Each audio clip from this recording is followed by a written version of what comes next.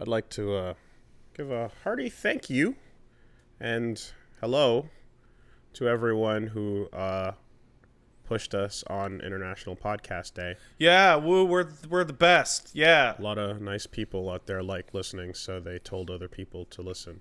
And then people were like, I'm going to check out this podcast. Oh, no. Oh, what?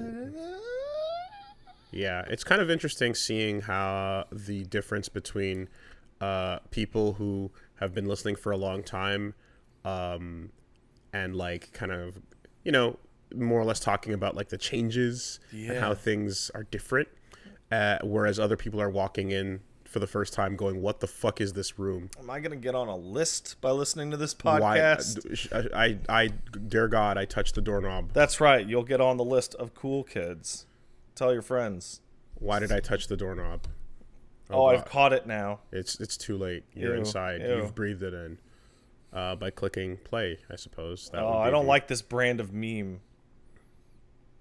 Well, I mean, the point remains is we're grateful that you two have now... Oh, God. I was going to say, like, you caught the virus The meme or whatever. virus. Like, whatever the, you know, but, like, that's almost like... Breathe deep. Well, because it's almost like old radio back in the day where it'd be like, catch the virus, you know? Oh, I remember that. Yeah, so I'm not even... Good thing those guys are all dead and we're the future and we'll never die. I almost died this weekend. You almost died this weekend? I almost died this weekend. How'd you almost die this weekend? Because I was in Florida. Uh-huh. Is that just the end of the sentence? Do you need elaboration? Yeah, all right. You almost died this weekend. I was in Florida, and I definitely saw him.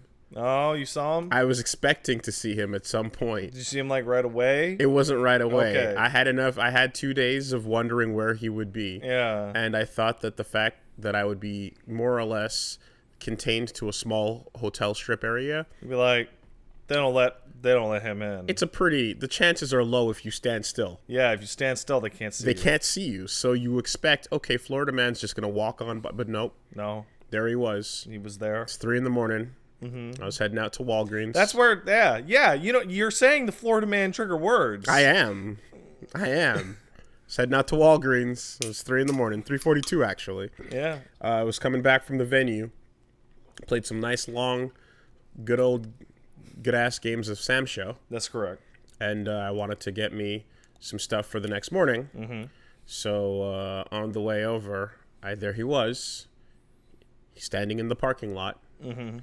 There was no one else around. Was he having a good time? He was having a time. Okay, he was having a time. He was very emotional, but I couldn't tell what he was feeling. And he was definitely talking loudly to someone not on his headset. To his friend. There was no headset, you know. So there he was. He was talking to Florida. Talking to Florida. Yes. Right? He is the man. The spirit of Florida. The man of Florida. Was channeling. Yes. And, you know, I walked into the Walgreens. I bought my stuff. I had a nice conversation with the cashier and walked out. And he locked eyes upon walking out. I made a hard 90-degry turn. Did he see your soul in that moment? I mean, he saw something. Yeah. But either way, I'm like, I'm just gonna not. I'm just sticking to the sidewalk right now. Yeah, this is a good sidewalk. You know, the aggro zone, I feels, was the actual lot itself. Mm-hmm. So as long as you're on the sidewalk part attached to the store. So a lot of enemies will aggro you from sight, but that's only the initial acquisition. They won't actually aggro you unless you get within like a perimeter.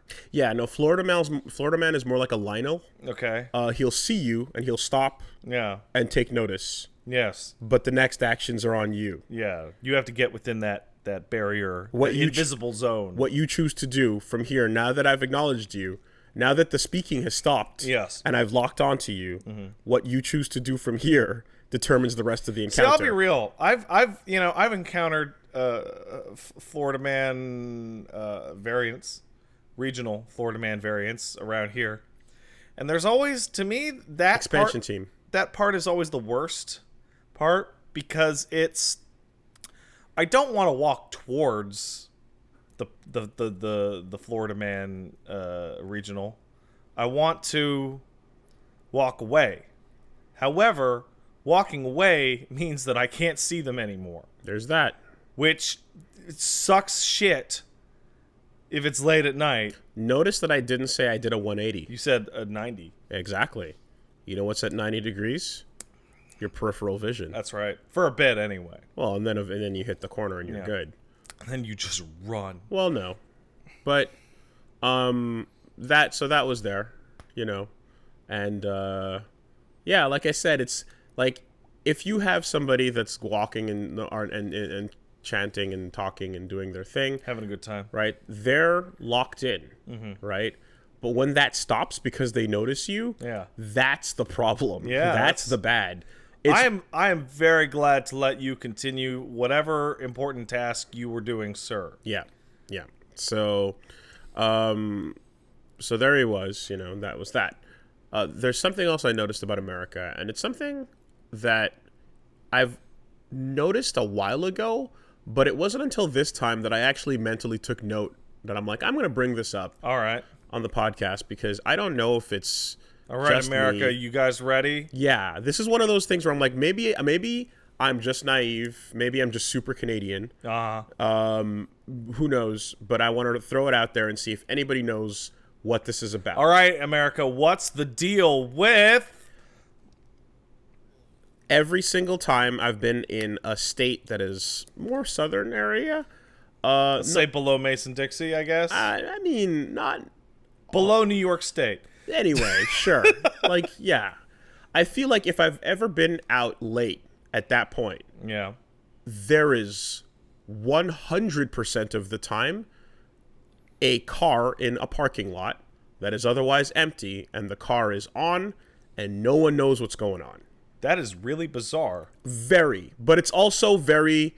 not if you go, well, let's assume what that could be. If it's just someone sleeping in their car, then why would the keys be in the ignition? That doesn't make any sense. You would be wasting your batteries. That doesn't make any sense. It's like, okay, well then, is it a kid just like smoking up because it's not legal here and they don't want to get caught by their parents? Possibly. That could be possible, right? That makes a lot of sense. It could be someone just looking for a hookup and finding, a street worker to do that with, but then you'd expect some car rocking of some kind, you know? So, I'm seeing two answers. Yeah, repeated ad nauseum. It's very much likely that it's just like, no, that's where you get your drugs going, right? Or the drugs were there and then they went around a side corner and perhaps needed a car ready to go. Perhaps, you know. I also saw cop entrapment scheme. I mean, certainly but cops walk up to those windows and go, "Hey, what's going on in here?" Well, I mean, it's not scheme then, because that's pretty much what you always hear and see about. It's a really good scheme. Yeah, like that is a bait for a cop to walk up and knock on the window and go, "What are you doing?" Yeah, right. But otherwise, it's like lights on, car in ignition, key in the ignition, sitting idling in the parking lot alone, super 3-4 in the morning, you know. Not something that I see here very often. I don't believe I've ever seen that here ever. I've seen it, but it's not enough to be notable, whereas here it's been every single time, you know? And I'm just kind of like, I don't know what to make of that, and I guess I never will know. Yeah, so we got two answers. One is just drugs repeated ad nauseum, and the other is bait car. Bait car. Yeah. Right. If you open that door and try to drive it away... wee woo, wee woo. Hey, what are you doing with that car? That's not your car. Bait car. That sounds absurd. What? You don't know about bait car? That was a TV show for a time. But the idea of you ever heard about bait drugs? But you it's got like, the cops. They got the heroines on like a fishing line. Not that and they roll it down the sidewalk. I mean, it's not that it has to make sense, but it's like, even if it is just like, okay, yo, that's where you fucking shoot up, snort up, do what you got to do. Yeah. It's like, but you're the only car with the lights on, sitting in a parking lot right now. Man, you're so not inconspicuous. I'm just gonna say that the hardcore users and or sellers of hardcore drugs may not be possessing of all of their logical faculties at all times. Certainly. Sometimes home is really far, and sometimes you just got to pull over and get it done. You know? I'm trying to imagine that's probably what's up. Sometimes you just need to have a kilo of nose candy. But is that just 100% it and that's it? That appears to be the case. Well, it happens every time. Well, and people are having a good time in the areas that you happen to be frequenting. They should probably turn the keys off. It would, you know. You're idling gas, right? It just doesn't make any sense. Yeah, well, like, gotta be ready to drive away from the police in an empty parking lot. Gotta be ready. Yeah. So, anyway, that's what's up. That's yet again. Hey, America, what's up with you guys? You're weird. Why you do that? Why you got so weird? Just turn the keys. I don't know. Anyway, so yeah, that's a thing, and I don't know. I mean, I guess perhaps, like I said, maybe just sheltered, maybe just Canadian. Oh my God! I just saw a real answer. What? You need the light for the needle. But you can turn the light inside the car on without the light outside, the headlights being on. Wooly. Also, this is not the inside of the car. I can't see into the car. Oh, well, that's even more confusing. No, I could never see into the car. Maybe they're walking out in front of the car to do the needle in front of the headlights. Yeah. No. I'm not talking, like, if I could see into the car while I'm walking by, you'd be like, oh, well, that's what's up, right? Someone's just in there doing whatever. Yeah. No. It's dark inside the car, but the headlights are on. Yeah. So the car's on, but there's no interior light on. Possible haunting. You know? So, yeah, I don't know. You tell me. Also, Walgreens. What a silly name for a pharmacy. / CVS. Grocery store. Yeah. Dwayne Reed. You know, it reminds me, every time I go down to the States and I walk into a Walgreens or a CVS, I always feel like I'm in some kind of weird off-brand country. It's weird. Like, it was really, really, really bad when we were in Austin, in Texas, because I was walking around and I'm like, this looks like a silly TV show. This looks like a fake-ass TV show location where Law and Order man's going to walk down the street and be like, that guy, you know, like it fit like, because things are shot in the United States, yeah, it looks like TV, and thus when I'm in these locations, I go, this place is fake. I don't get that as much because I've been to too much America. But yeah, also I'm stupid. I mean, what do you like? Yeah, I've seen too much America to think that. But occasionally you see a building or two where you're like, oh, that looks like the courthouse from the moment that thing happened. Yeah, that's when the old lady shoots the guy in Shaft. That was sick. And then everyone's like, damn, old lady. Fair enough. But anyway, so yeah, CEOtaku was this weekend. What up? That is the Community Effort Orlando tournament with an anime flavor sprinkled onto it. How much anime? Entirely anime. Okay. 100%. So by flavor, you mean like it was doused in the anime sauce? Completely and utterly. So, good time. Mm-hmm. That Jabali runs a tournament. Okay, so it is a Jabali tournament. Of course, yeah. It's not the other CEO, or is this... All CEO is Jabali. Okay. His name on Twitter is CEO Jabali. But the main CEO that I think of is Chicago, right? No. Where's that? CEO stands for Community Effort Orlando. Well, it was put together when another tournament back in the 2009 days was professing to be a huge, big thing that was inviting a whole bunch of people down. Yeah. And then the person who booked it kind of disappeared with all the money. Nice. And at the last second, Jabali stepped up and said, hey, there's a lot of people that already booked flights that are coming down here. Let's make something happen. Let's just make it happen. Oh, that's good. That's a good story. Hence I like the that. name Community Effort Orlando. I like it. Yeah. It's good shit. So, CEO has now kind of evolved to be a giant event that also has a wrestling promotion attached to it with the AEW stuff happening. Yeah. And they've gone to a bigger venue, but the old venue they used to use is now the venue for CEOtaku. It has been converted into a giant melty blood bathroom. Yes. Did you see that tweet? I did not. What are you talking about? You didn't see the tweet? No. Well, allow me to enlighten you with I'm some gonna tell you fun. not to look at Twitter during the stream on the camera people could see. I mean, like, I'll find you a tweet, and then I'll show it to you, and then you can read out what you see for the people. Okay. So that everyone, MP3 and video users alike, can Just appreciate. tell me what the tweet is. Here you go. All right, so this was tweeted out during the event. I'd like to formally apologize to the Melty Blood community. Due to CSB rapid growth, we had to move the Melty tournament to the bathroom so you can have a more comfortable area to compete in. Good luck this weekend. There's a photo of a bathroom with stream station and tournament station stickers on fucking bathroom stalls. That's amazing. And a single laptop on the floor. That's amazing.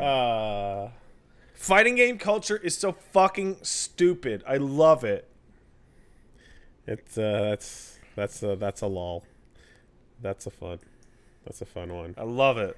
And you know, I mean, like the fact that and it's also just great where it's just like a lot of the Melty community has more or less just embraced the idea. Hell yeah, man. And they're just pushing it further and harder every time by taking photos in more I want hilarious this positions. It's great. Like all stupid jokes, I want it to go too far. I want to go and turn on my Sports Center, and Melty Blood is on the Sports Center, because it blew up, whatever. And I want them to wheel out a giant, like 10 times larger than normal toilet to the stage, and a competitor jumps out of the toilet with a plunger. That's really expensive. And goes, yeah! That's then the commentators are like, what if someone just drew it as a comic instead? Then you could laugh. That's good too. And it wouldn't be but as I want impractical and the inexpensive. point that I want normal people. You know, the people who look at Street Fighter on ESPN and who like shit themselves in anger? I want them to like look on in like bereft confusion. Well, the ultimate there would be to have another event happening the same weekend in the same hotel. Yeah. And then as people are walking in and out of the bathroom, they're catching some sick-ass grand finals. Oh, wow. So, you know. Anyway, that was CEO Taku. No. What they had. So, CEO Taku, down in Orlando, friend of mine, shout outs to Alex. He smartly went down with his parents the week before and just did the Orlando. Yeah, hey man, Orlando. Because how often are you going to be out there, you know? So it's like, let's just do Disney and Universal. Smart. Orlando, Florida. They Smart. got theme parks there. Also, I got to meet up and have a nice little dinner with Keats, who is also living out there. So, you know, good stuff, good times. Did Keats wax poetic on how to fix fighting games in the future? You bet. He can't help it. But neither can I. Yeah, I know. So we had a great conversation. Did you guys create the perfect fighting game in your mind? I mean, he already has his own, know. and I, you know, we went in on it. It was a really great conversation. And shout outs to Tupperware as well, who's doing Sam Show commentary. He was there too, and everybody, you know, we had a really great talk. And allow me to take this moment to correct a widely circulated by us super wrong fact. Okay, what is this widely super wrong fact? Killer Instinct does not bar you from ranked based on your speed or connection. What does it do? It bars you based on your computer's performance. Ah, yeah, that's right. Street Fighter 4 on the PC, the original version, did that too. If you couldn't maintain 60 frames a second in the benchmark with Akuma throwing all sorts of bullshit around, it would go, get the fuck out of here. Just don't do that. It's a benchmark. It's not a speed check, basically. Because if I imagine like the game just falls to pieces if you're having two computers and they can't maintain parity. So that's a huge error, and but it should. Here's the other thing too: is a big part of the discussion was about how net play is a solved issue and rollback does do its job. But when you see it not doing its job and things looking wonky, a la Street Fighter V on launch there, and to some degree still today, you're seeing bad implementation of rollback. Yeah, it's not the rollback's fault. Yeah, in that sense. but also like works, when you have bad implementation and you look at it, it's the worst thing ever. Like visually, well, because what happens is like one player is seeing the full match no problem, like what's wrong, and the other person is completely seeing like the desynced nonsense match. I think my favorite ever was like I played a match and like Ken had his fist past the top of the screen on a Shoryu. Yeah. And then teleported back down to block something. Because it's trying to simulate based on the last frame what was going to happen. Yeah. Without that actual input being there. And then it's like, no, that's not at all what the player did. And then it's rolling back to nothing. And then weirdly enough, that if you're seeing that, minimize the game and then reopen it. And then now they're going to be seeing that, and your game is going to be fine. That was the actual nightmare when that was possible. That was the worst game of chicken ever. It's like, I'm not fucking taking it. You take it. I don't want it. You take it. Anyway, yeah, that was something that came up.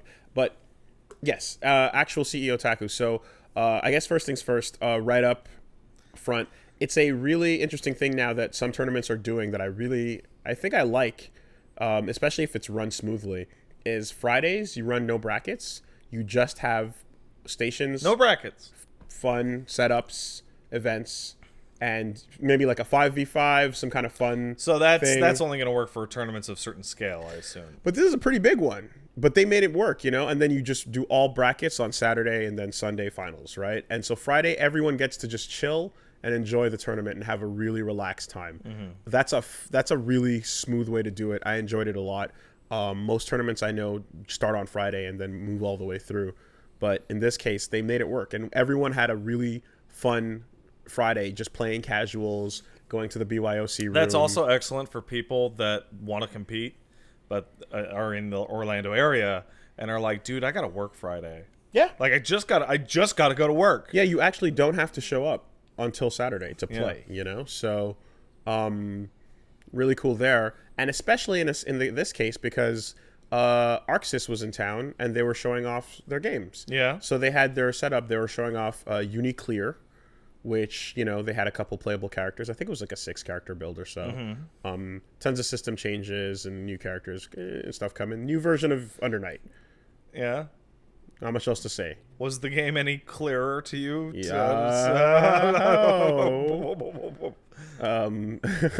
No, it wasn't, was it? Well, I mean, I was talking to my friend Jimmy Bones about just like, it's like you walk in, you see the Vorpal system and the grid, and then you just immediately fear back down. Oh my god. From it's but it is... That game is so embraced fighting game nonsense jargon systems. But it is a fun system, and I do understand it now that it's been explained to me for the 3rd or 4th time. Oh my god. But yeah, you explained it to me twice, and I have no idea what you're talking about. When you isolate the bottom of the screen itself, it looks like some kind of alien sundial. Yeah. You're like, is this how time was told? Like on the Earth? Uniclear has become what people used to joke about BlazBoo.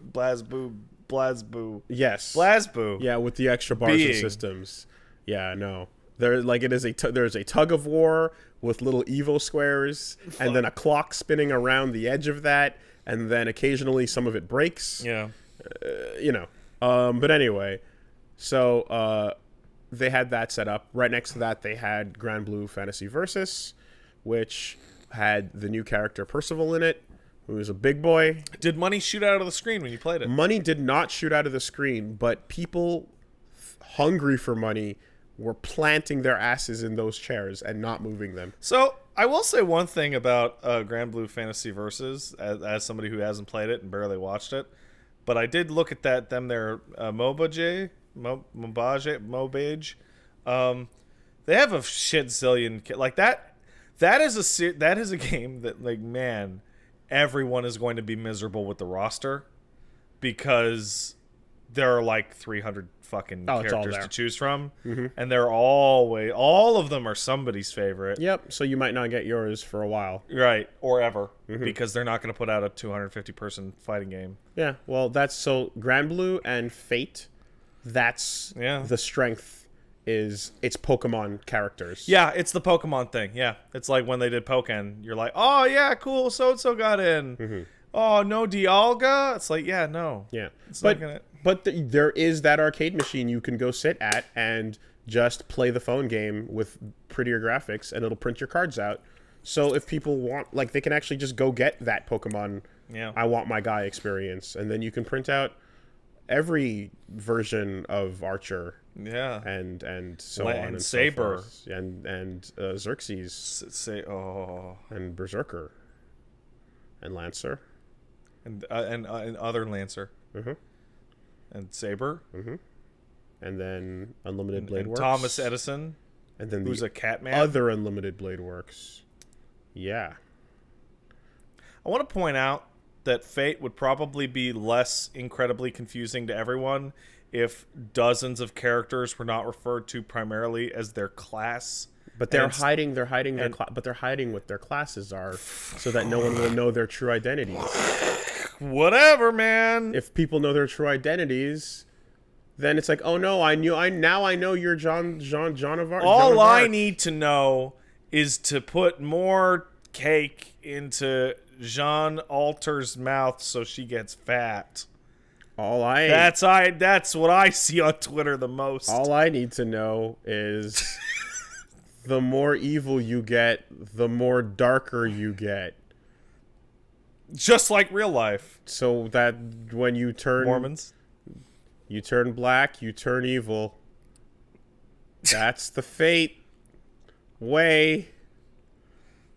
You know what I'm talking about. I'll be real. If I walked in here and I was as black as you would probably think I turned evil overnight. But if you had, as long as you established what you were before, then yes. Yeah. If I had just walked in here and I was like, so when a main character shows up darker than usual, it's like, well, watch out. That's what we call the Trudeau. We can do that now, can't we? Yeah, that's what I was talking about. If I showed up to this podcast and was suddenly, I'm going to use air quotes, black, you would go, hold on. Especially if you're just wearing normal clothes and it's not even an outfit. It's just you wearing normal clothes and kind of having slightly poofed up hair and ripped jeans. Where's the costume, bro? The ripped jeans is the one that makes me cry. Because you see the black knees through the black knees. You see the black knees through the ripped jeans. Such dedication. What Fate series is Trudeau from? Is he from is he microwave day? Is he from the Carnival one? Yeah, sure. Or Grand Order? Oh boy. Yeah. Well, anyway. So Grand Blue Fantasy. Yeah. Percival's in it. And which one's that? Big red armor, big flaming sword, slow, beefy hits. Big body character? Not a gigantic body. Still like Bishi proportioned, but yeah. But walking tall, big blade. I'm looking at La Diva is the big body character, but Percival is more just. I'm looking at Percival right now. Yeah, flaming sword. So that was. That's a cool dude. He's a cool. Yeah, he's a cool. What's great about Mobage characters is that, or Gacha characters, is that when you look up their name, you see the character, then you see the dude with his shirt off, and it's clearly still official art. Then you see the Easter one, where he's got like a fucking rabbit coming out of his ass and all that shit. Did you know that there was a single JPEG in Fate that earned $3 million simply by people, when it came out, spiking to get it? Yes, I did know that. That's crazy. It is. It's a JPEG. That's crazy. Yeah. That's wild. But I wish a JPEG of me could be worth $3 million. I'm super jealous. I'm just jealous of it being that being the case. Keep feeding Jalter her cake. Just she doesn't want more cake, but just put it in the cake tube. So hey man, I watched all of Tsukihime. Yeah. And I played Melty Blood. Yeah. I know a little bit about Type Moon. Yeah. I liked Ciel. Yeah. And Nero Chaos. Yeah. Yeah. Yeah. So anyway. Think that makes you special? No. But I've earned at least an ounce of shit talk on Type Moon. Yeah. By putting in my time. I've earned a little bit of shit talk time on Type Moon. Oh, I love it. So, the other thing they shut off was the new BB tag. Yeah. And the new BB tag has the Blitz tank in it. Oh, God, the animations are so stupid. I'm so happy. Oh, my God. I'm so happy. It's like the Morgan sprite of animation. It's so fucking hilarious. They legitimately kept it just like it is in Blitzcamp, and like they didn't over animate it. They didn't try to make it look too much better. It's a crisp ass sprite, but that's about it. And like I saw that Ruby's like astral finish on it, and it's just like, yeah, she's flying to the moon riding on this tank. Oh my God, it's so fantastic. bad. It's fantastic. So thankfully his stun doesn't lock you down like it used to, but everything else is there. And just for like you gotta find as many throw animations as possible on this thing, because it looks like fucking Mugen. It looks like Mugen. Do you remember no, I played some real Mugen. I'll get to that. All right. Do you remember Tatsunoko versus Capcom? Of course I do. Do you remember Alex? I do. Did you see how stun gun headbutt works? Yeah. He jumped up on like his shoulders and he would stun him. He jumps up on the PTO9 and goes Yeah, it was great. And when you do the super flash chop on roll, he crouches onto his knees and does a mini little flash chop to her chest.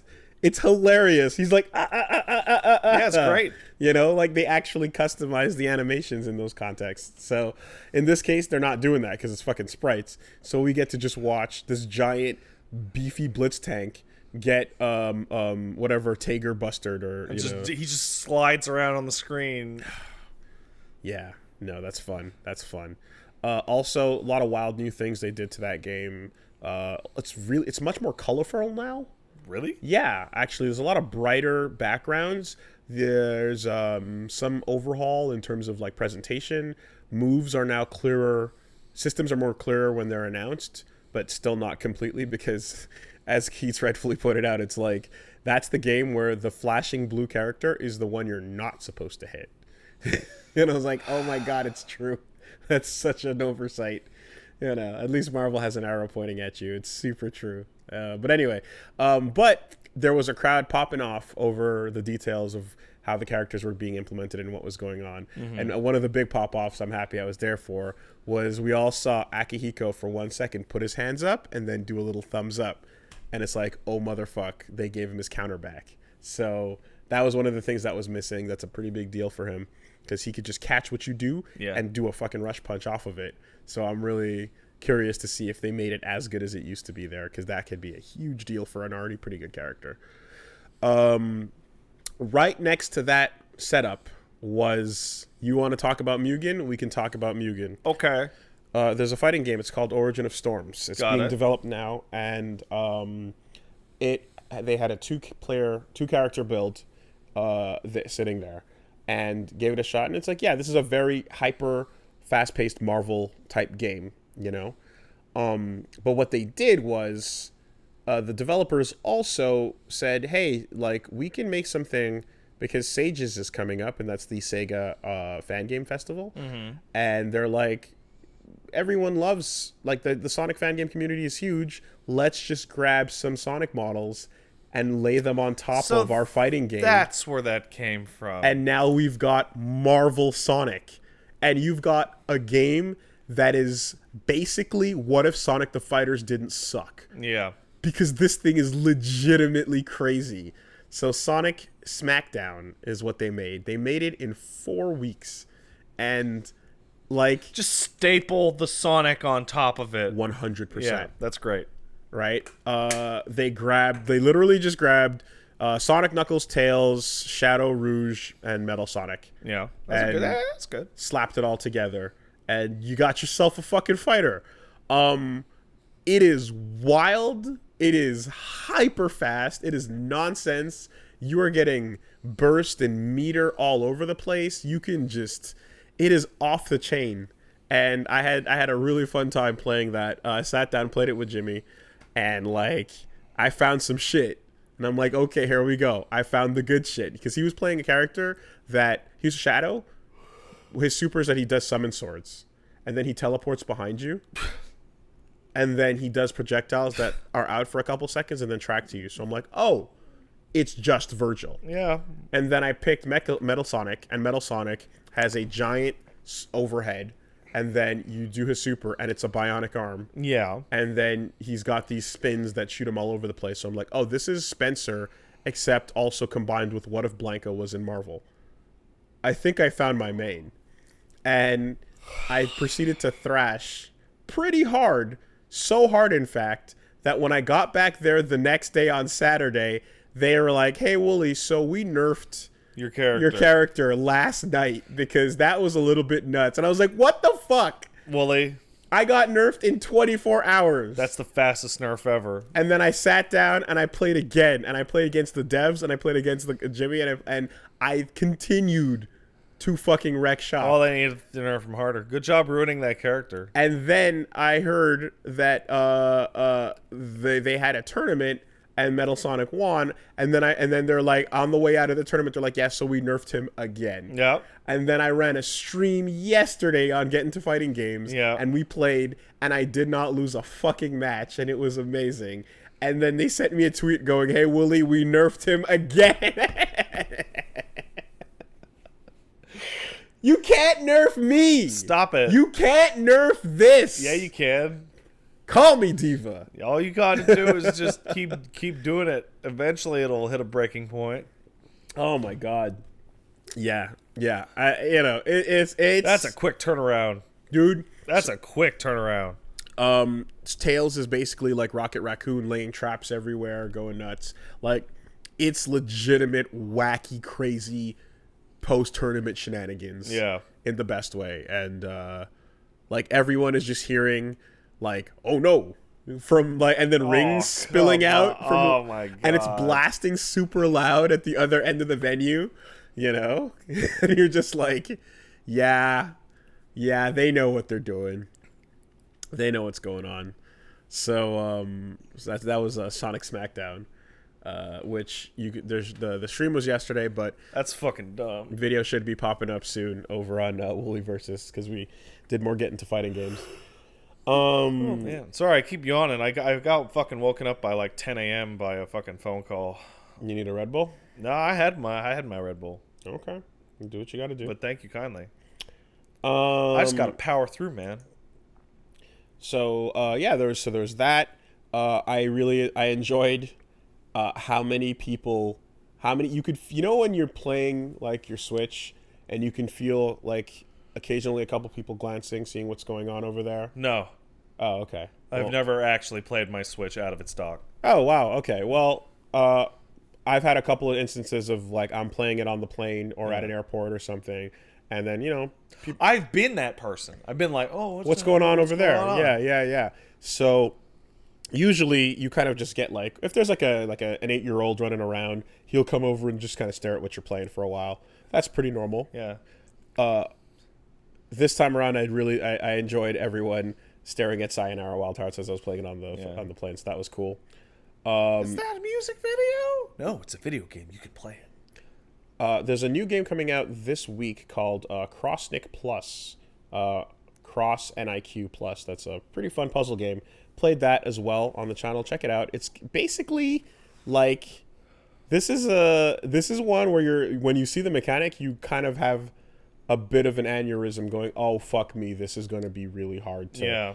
Right? So it's like, this is hard enough when it's not against another person on a timer with a life bar, you know?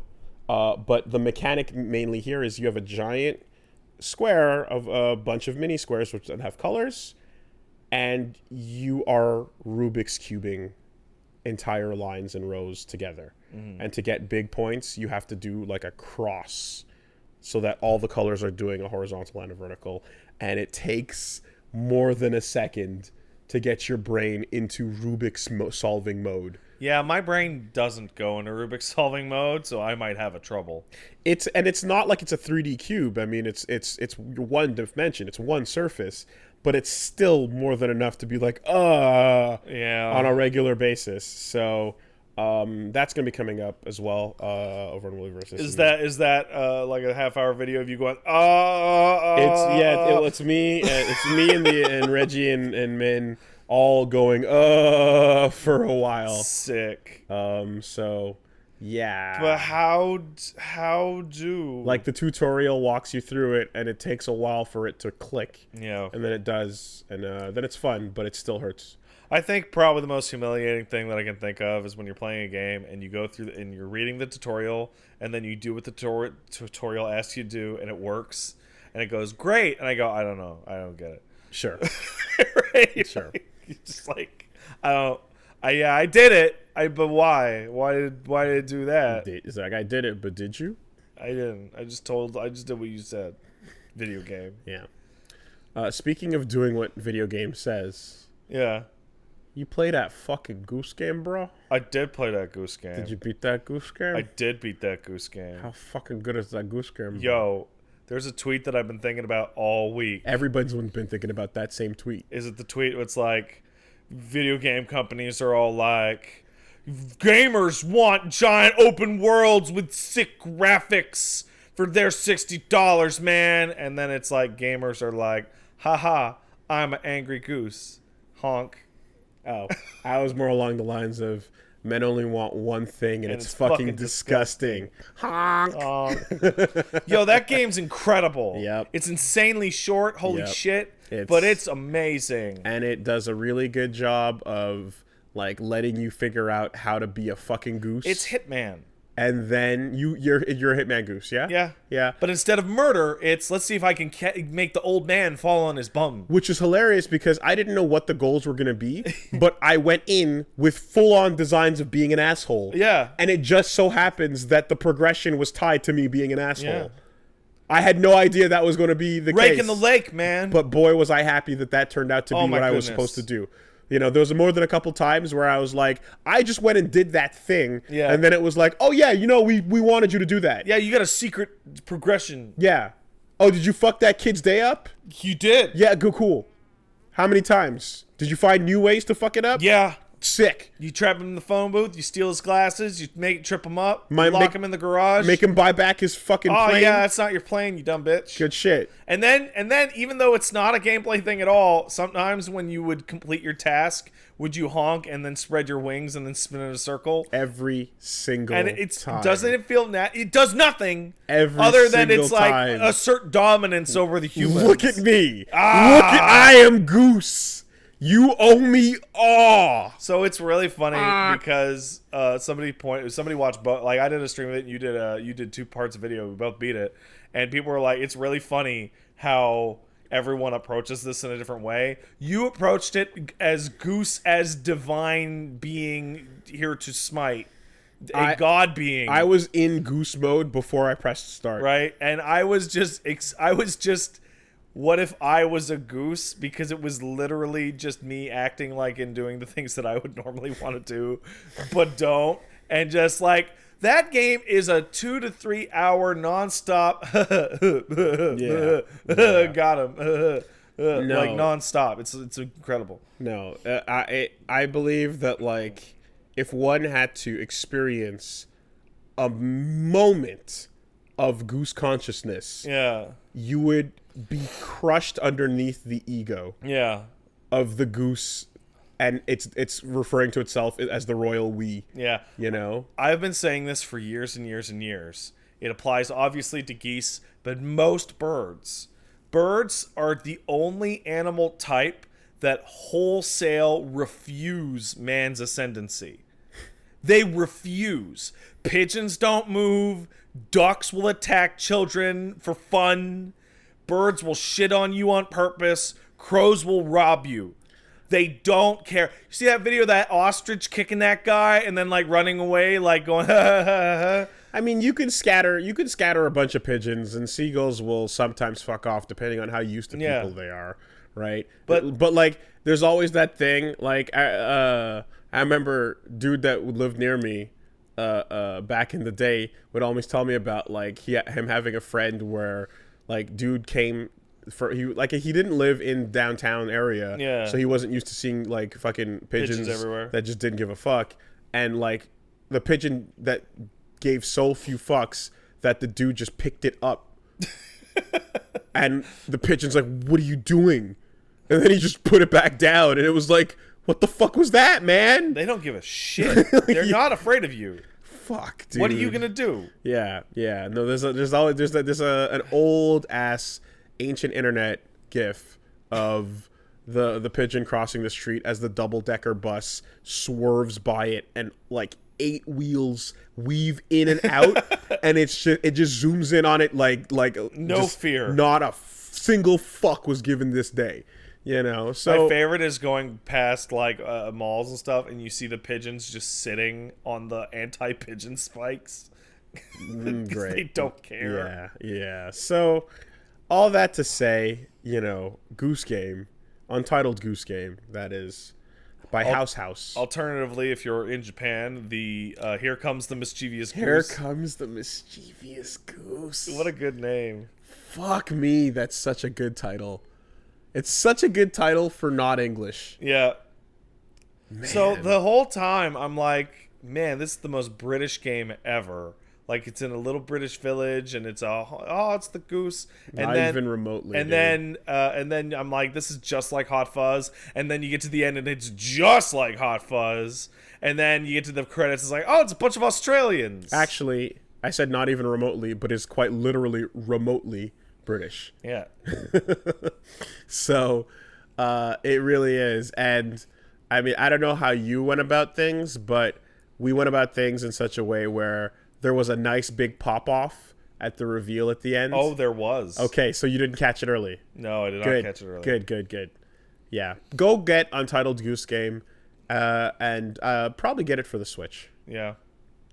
Get it for platform of choice. They're all solid. Right.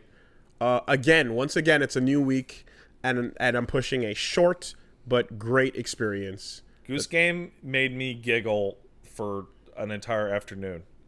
And every time I think of it, I go, giggle like a gaggle? Yeah. Ha ha ha. No. Well.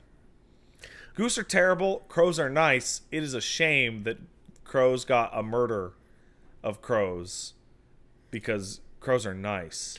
It's a double shame that doves get the best reputation when doves are assholes. You know, doves are just white pigeons, right? Basically. They make the same noises. Like, they're just albino pigeons. They make the same noises. Yeah. That makes sense. Coo. Yeah, I'm fucked. Yeah. Yeah, no. Nothing can check a goose ego. Geese are just fucking wilding out. Pelicans are also just kind of terrifying because they have no stake in this world. Pelicans are terrifying for a multitude of reasons. But the number one for me is that the way they eat things is actual nightmare fuel. Well, that's, yeah.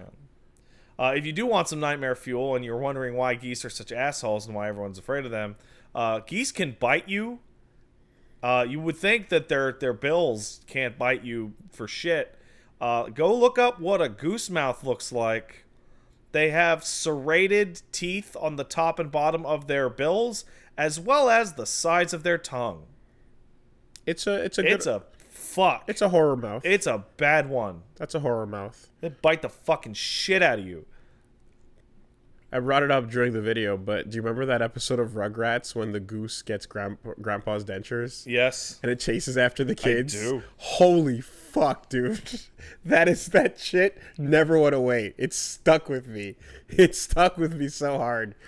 Yeah. That should have been something you could have done in Goose Game. Put the teeth in. Yeah, you got the glasses, you got the tie. I really feel like that game, like they must have spent like the longest amount of time making sure that that goose's waddle animation was perfect. 100%. Because it's perfect. It is. Every single time you move the character, you're like, haha. And you walk slowly. Yeah. And you goose step. Yeah. Goose step. It's fucking goose great. step. Goose step. Goose step. It is, and one of the coolest things too is how you always unlock that final challenge and then like move on, and then once you beat it, of course, you just get a couple more pages of shit to do. Yeah. You know, even more shit to do, and then like shit you could have done the whole time. I accidentally did one of those by like in the first level, so they were always there. Yeah. So this is the perfect example of like shenanigans as a gameplay design, because like you pick a couple fun things that you just get up to, and then you start getting ideas for how to do other things because it's your problem solving. Yeah. You know, and then the game goes, okay, here's all the things you can do. You know, and you just kind of go, oh shit, like every zone has like probably 20 unique things you can get going here, but you only needed like 6 or 7 to move on, you know? So that's a ton of fun. I do appreciate as well, like the power you feel when you jump in the water, where you're like, this, you can't, I'm invincible. I'm a goose. This is a goose install. My very favorite thing was grabbing the gardener's keys at the very beginning. Oh yeah. Hitting the water and they're just floating way up the stream. And dropping them. The fuck you doing up there? You literally can't get over Nah, here. son. You know, like what you gonna? Your keys are dead. That's it. That was super satisfying because like you feel so much more powerful in the water as a goose. Haha, stupid human. So yes, huge push for Untitled Goose Game this week. It's great. It's just great. It's so nice to have a game that there's very little to discuss other than, man, it's great. It made me laugh. Also, it's really hard for games to be funny. This game's hilarious. And wholesome. Cute little soundtrack. Yeah. Really good dynamic piano soundtrack. Especially during the final sprint. Yep. So, for those shenanigans, for a lot of fun playthrough of Goose Game, Cross-Nick Plus, more Astral Chain, a whole lot of Sonic Smackdown, and of course Samurai Showdown. You can check out Wooly Versus on Twitch and Wooly Versus on YouTube. Oh yeah, Samurai Showdown. I didn't even talk about the fact that the tournament happened. Yeah, it was a really good time. You do okay? I mean, I didn't get out of my pools again. You know, it is what it is. But like, you should. You know what you should fucking do the next time you go to a tournament? You should bring like a pool noodle, or like fucking floaties. A flotation. Yeah, that's pretty funny. I think people will see that and go, "Oh yeah, okay, that's good. I like that." And you know, one of those bits where I'm like, okay, but the people I lost to, I'm like, yeah, no, you guys know how to play. I don't even hate that. And then thankfully got to play some casuals with them afterwards and figure out that match. So that was nice. I really want to make a strong effort to do what I can while this game is alive. Yeah. So I'm doing it now, and it means definitely like things like streams are going to be a little less frequent, but like I'm gonna. Well, Wooly, all you have to do is get good enough to win an entire tournament at Evolution. Certainly, and then it'll all be worth it. Then it'll all be worth it. And anything less means you will have wasted your time. No, I know. I'll have a lot of fun with it. But if you ever do happen to catch me on a stream, and you happen to hope that, and you happen to be cheering for me, do know that like the power that you want me to tap into requires me to not be in front of a camera sometimes. Of course. Because I have to play that much. Don't look at me. You're stealing my power. I have to play more than the other guy you've never seen who's been doing nothing but play that game. Well, that's not going to happen. I have to be better than that. So why don't you just be better? Well, yeah. Yeah. Just make the right decision. Just make the right decision on every read. So Jimmy Bones made it to second place and fucking crushed it. Yeah. That was awesome. Had a really good run, and then shout out to the Kizzy K for taking it and having a really high grand finals. I'm really, really excited about Samurai Showdown right now, Mm-hmm. and I'm going to be going to the next couple majors, actually. Ooh. So I'm going to be going to ECT, East Coast Throwdown, coming up in October. I'm going to be going to Canada Cup. I'm going to be participating in the SNK World Tour event. Okay. You know, doing what I can because, yeah, if the game comes and then goes, which it eventually will, Yeah. I will probably regret it if I didn't give it my best. Okay. So Yeah, that makes sense. while it's here and now, the last time I tried hard in a fighting game, the last time I really tried was Street Fighter 4. Yeah. You I know? remember. And other games, I just kind of like, I said, let me get decent enough to know how to play a team. Let me get decent enough to know how to, like, survive. Yeah, I'm at the point where when a new one comes out, if I'm really into it, I'm like, I just want to get good enough to appreciate it so that I don't look back on it and go, like, I didn't even play Didn't even get to touch it. Yeah. So that's it. So that's why I'm just like, look, right now I know that this game's life is temporary. So while it's here, let me just do it so that I don't regret it. So all of that over at Wooly Versus. Besides Goose Game, did you do anything else? I played so many fucking games this week. I played tons of games. This is the week that I probably played the most games, like podcast wise, like talk about, of any week in the entire history of the CSB podcast. So I'm gonna start this off. One, I played Surge 2 on Monday, which thanks for the big bag of money. Aside from the big bag of money, that game's actually extremely good. It's a little rough technically, like it's got stuttering, which is seems to be the main issue. It's a better Surge 1. Surge 1 had serious problems with level design and some enemy balancing, where certain enemies were just way harder than they should have been, it seemed. Like, you'd be coasting through a level, and then there'd be one generic enemy that would just ruin your fucking day over and over. Is it a direct sequel in terms of... It is a very direct sequel. It happens... the basic gist is the main character of the first game completely failed to stop a cataclysmic event, and you are now dealing with the cataclysmic event in the second game, which is a nanovirus, which is the game's excuse for dramatically shifting its tone and aesthetic. Like, the first game, if you remember, was a lot of future techno factory, diesel, a lot of industrial stuff primarily. The second game is like bordering on futuristic, magical cyberpunk. Like one of the primary high-speed robot action? No, but one of the primary factions is like a techno cult that are draped in like cloaks and wield like glowing cyber staffs and like Destiny. Let's say they threw some Destiny chunks in there. Unit 2 wearing the scraps. Kinda. Okay. Yeah. Okay. It's still body augmentation and stuff like that, and a lot of the sets return. In fact, most of the item types return, which is kind of a bummer because, like, weapon types, say there's something called a single rig, which is a pile bunker. That move list is the same. They've added some new ones, which are cool. The number one thing that they improved massively, and boy, does it make a difference, is the level design. Level design in Surge 1 was, like, if you looked at the actual grid, you're like, yeah, that's good. There's shortcuts. Yeah. But the problem was that the art design behind it left it, like, you were just basically going through industrial corridors, like, nearly the entire game.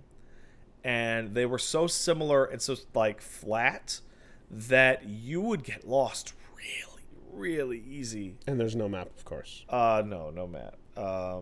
In Surge 2, it is a city instead of a factory, which allows it to have, here's the shop district with all the goofy signs, and here's the port district, and here's the shipping district, and here's the nature district, and just, like, the areas look like different locations, and It's easy to tell one street between the next, and it looks really good. They've also gone absolutely bonkers fuck crazy. It is the shortcuttest of all of the Souls games and derivatives. There are more shortcuts per square foot in Surge 2 than any game I have ever played. So it's obviously because I didn't see much more beyond like the first like hour or so, but like was the first game not kind of like a corridor in its layout? Kinda. So is this now like an actual connecting hub? Yeah, there's a hub zone, and then the hub zone connects to multiple other zones.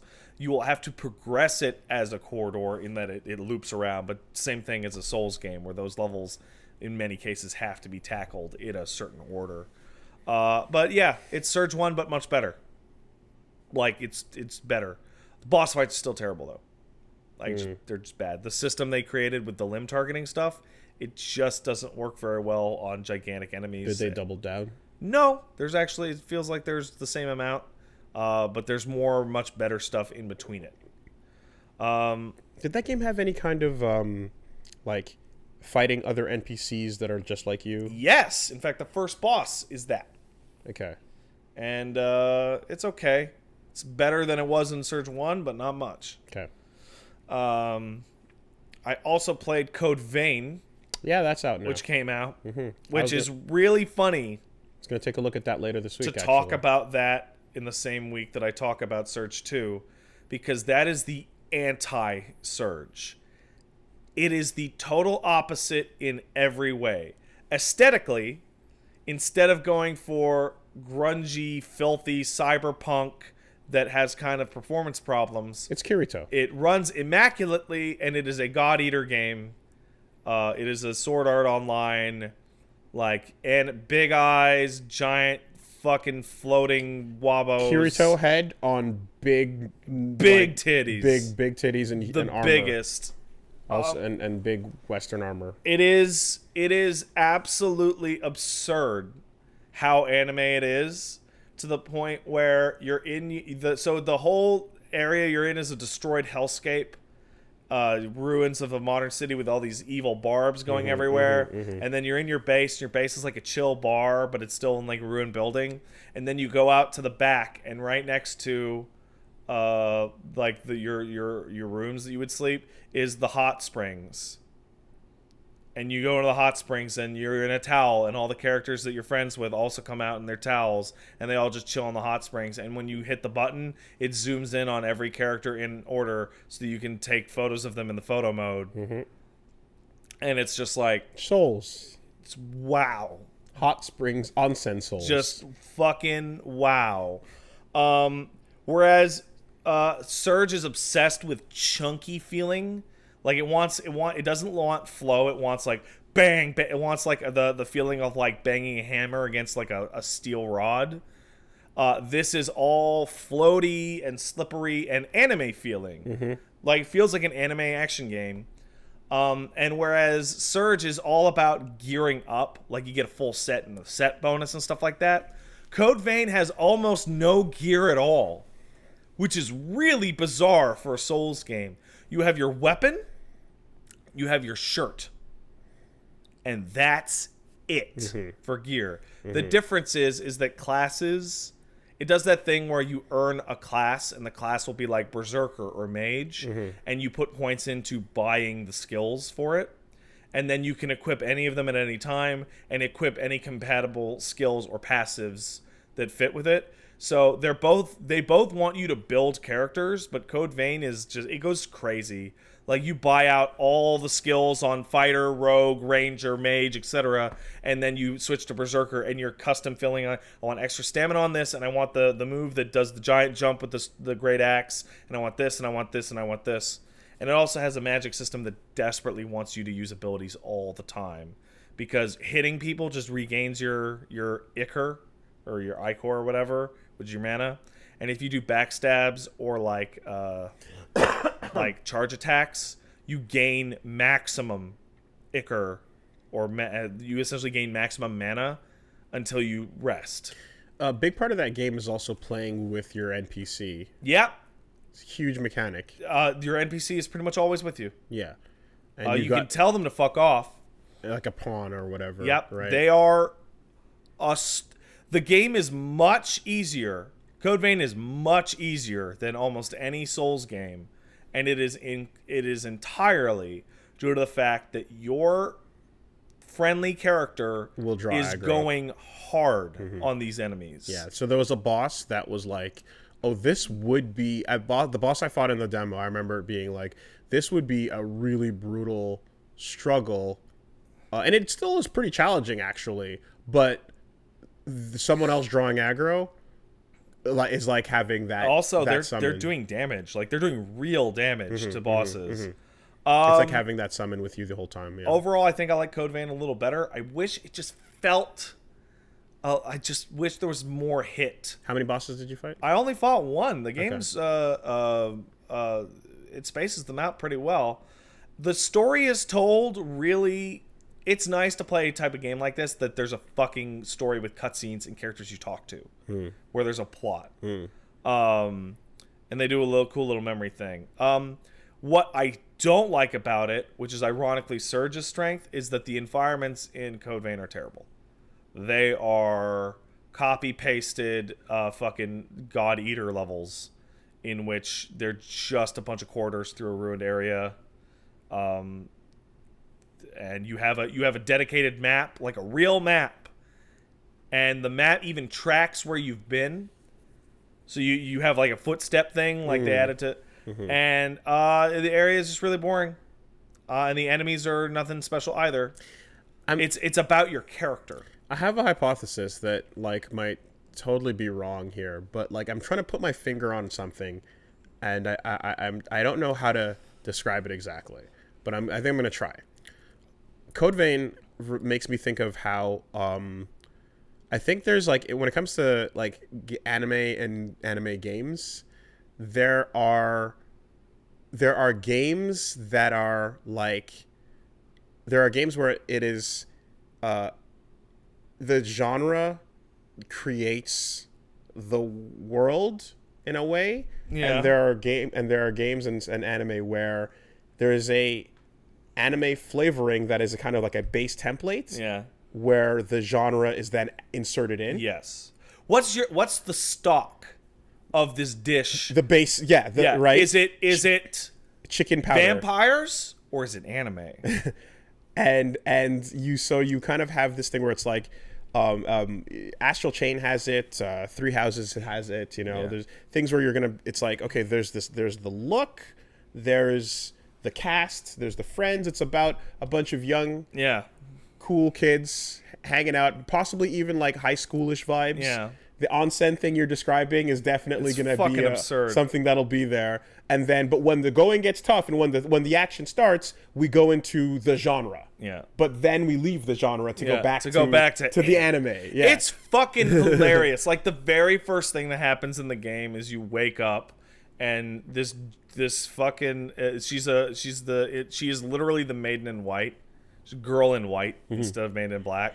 And she looks at you, and her fucking dress is like, that shredded fucking in pieces look, and like the wind is blowing her fucking quadruple E's around, and she's like, and you're like, okay, I see. This game's gonna have a lot of plot. Two giant plots right there. Right there, and like it's overt and it doesn't care, and it's almost appreciated. But yeah, it's slick.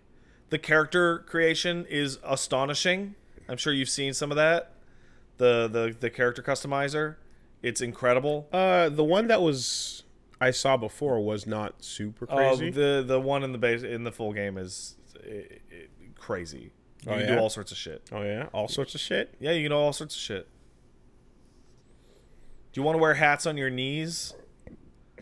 I just want to make me. Oh, you can. Okay. There are like, by the way, when I streamed it, I went through it. There are like over a dozen different types of dreads. Okay.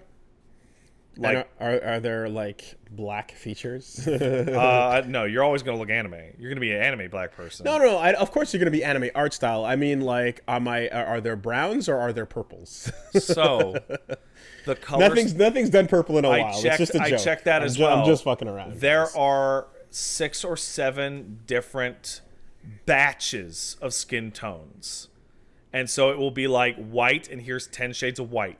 Cool. Here, and then at the bottom it's black, and then there's one that on the slider is like 0 on the color scale. I'm like, okay, what's this gonna be? And it was like, no, it's just like a dark black African kind of skin tone. And it was like, oh, actually, when you go to change hair color, Jesus Christ. It goes... there must be 1,000 different colors, and they're all rated light. Do you want the earth tones?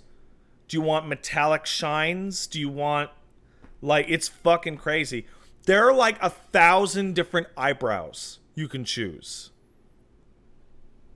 It's crazy. And then the anime real precision is important. The other the thing that makes the character creator go way above and beyond is they have a million options, but then they have the accessories tab, which is like, hey, do you want headphones or like earrings or like a glowing halo or whatever? But they will allow you to choose one of like 15 anchor points on the character: head, front of head, back of head, side of head, elbow, front of elbow. You can then enlarge it and decrease it as you desire. You can then rotate it and pan it in any way. I was able to show off that you're able to make characters with top hats growing out of their eyes. Did they have the Ore Emo eyebrows? I don't know what you are asking me. Mallow from Twilight Princess. I try and purge Mallow from my mind. Okay. Well. But yeah, you can very easily make your pretty anime person, and god damn it, they will be a pretty anime person. Okay. The one thing that you don't get a lot of control over is the facial structure, because fuck you, they're gonna be pretty. I had to work really hard to give my character bags under their eyes. I'd use face tattoos and shit. The only beard available in the game is a tattoo of a beard. Of course.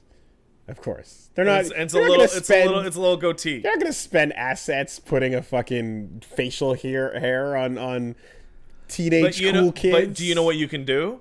You can fake it, because in the accessories menu, there's a sequence of, you know, when your character's got like short, slick back hair, but they have the one strand. Yeah. That one strand is an accessory that you add and then place on your character's head. So you can move it. But they also have bangs. They also have like a flop covering the eyes. Cool. So if you want to get real creative, you can totally make a beard out of pieces of hairstyles. I'm a fan of when the character looks like Kirito plus a beard. Oh, it's dumb. As opposed to like an old man. But yeah, so fucking Code Vein and Search 2 are absolutely fine additions to the Souls formula. I don't think anybody's cracked it to be just as good as the Souls series, but they're getting there. They're all getting there. And Code Vein is the first attempt from that studio, and it's a good first attempt. Surge 2 is the second, and it's a much better attempt than the first one. And then I played Neo, because I had to know, because I'm doing all these, and I ran into the same problem I run into Neo every time, where the gear system, and you're picking up hundreds of fucking pieces of shit every single goddamn second, and I had a fucking anxiety attack looking at that menu. Stop. It's not that bad. And then there's colors to tell you. And then you play MMOs. MMOs are different, but the numbers are ever present. So people ask me a question that I am finally able to answer. Why is it that Code Vein does this? Sorry, not Code Vein. Neo does this to you, but Diablo doesn't, right? And Destiny doesn't, and Final Fantasy XIV doesn't, because you're getting a random piece of gear. Is it better than the piece of gear you have right now? What's the color? Throw it on. What's the color? What's the percentage? Right? Here's the difference. And I was able to figure it out. All of those games do have all those same systems, but Neo has one extra system that factors in, which is your weight limit. Because with the weight limit, not only do I have to think of, is this thing better? But if I change it and I'm over the weight, I now have to consider every other piece of gear. Yeah. So I'm having to consider all of them simultaneously. Yes. Which is the part where I go, blah, blah, blah, blah. What do you want to prioritize? They have other abilities on them, and then you choose which one of those is the most important to you, and then the others fall in line accordingly. So I spoke with a friend of mine. How did you equip chips in Automata? What do you mean? Because chips, technically, if you consider their size the weight, in a way, like, how did you prioritize which chips you wanted when the really good ones were too big for your slots? Oh, I just maxed out the biggest chip. I chose the largest, biggest, strongest chips I could, and tried to engage with the system as little as possible. In Astral Chain... But you had to pick certain abilities that you wanted. Yeah, you just fucking... No, it's not... Wooly, a chip in fucking Nier has one function, and it has a size. Item in fucking Neo, first of all, there are 100 different gloves that are identical in defense value. and then they also have all randomized stats. That was not the case in Nier. No, it's not. No, it's not identical to the case. I'm just saying if the if the limit and ability thing... Well, it is a synthesis of all these things together. All these things separately, I can deal with no problem. But having to do all of them at once becomes a paralytic choice. It really is not. I played Neo. Wooly, I'm not talking about you. Yeah. You're talking about... I'm talking about You're not me. talking about you either. You're talking about goblins. Yes, I am talking about goblins. And that's something different entirely. But I was able to move past it because the trick with this anyway is that there's a threshold that once you like people say, well, just don't care about this. I'm like, but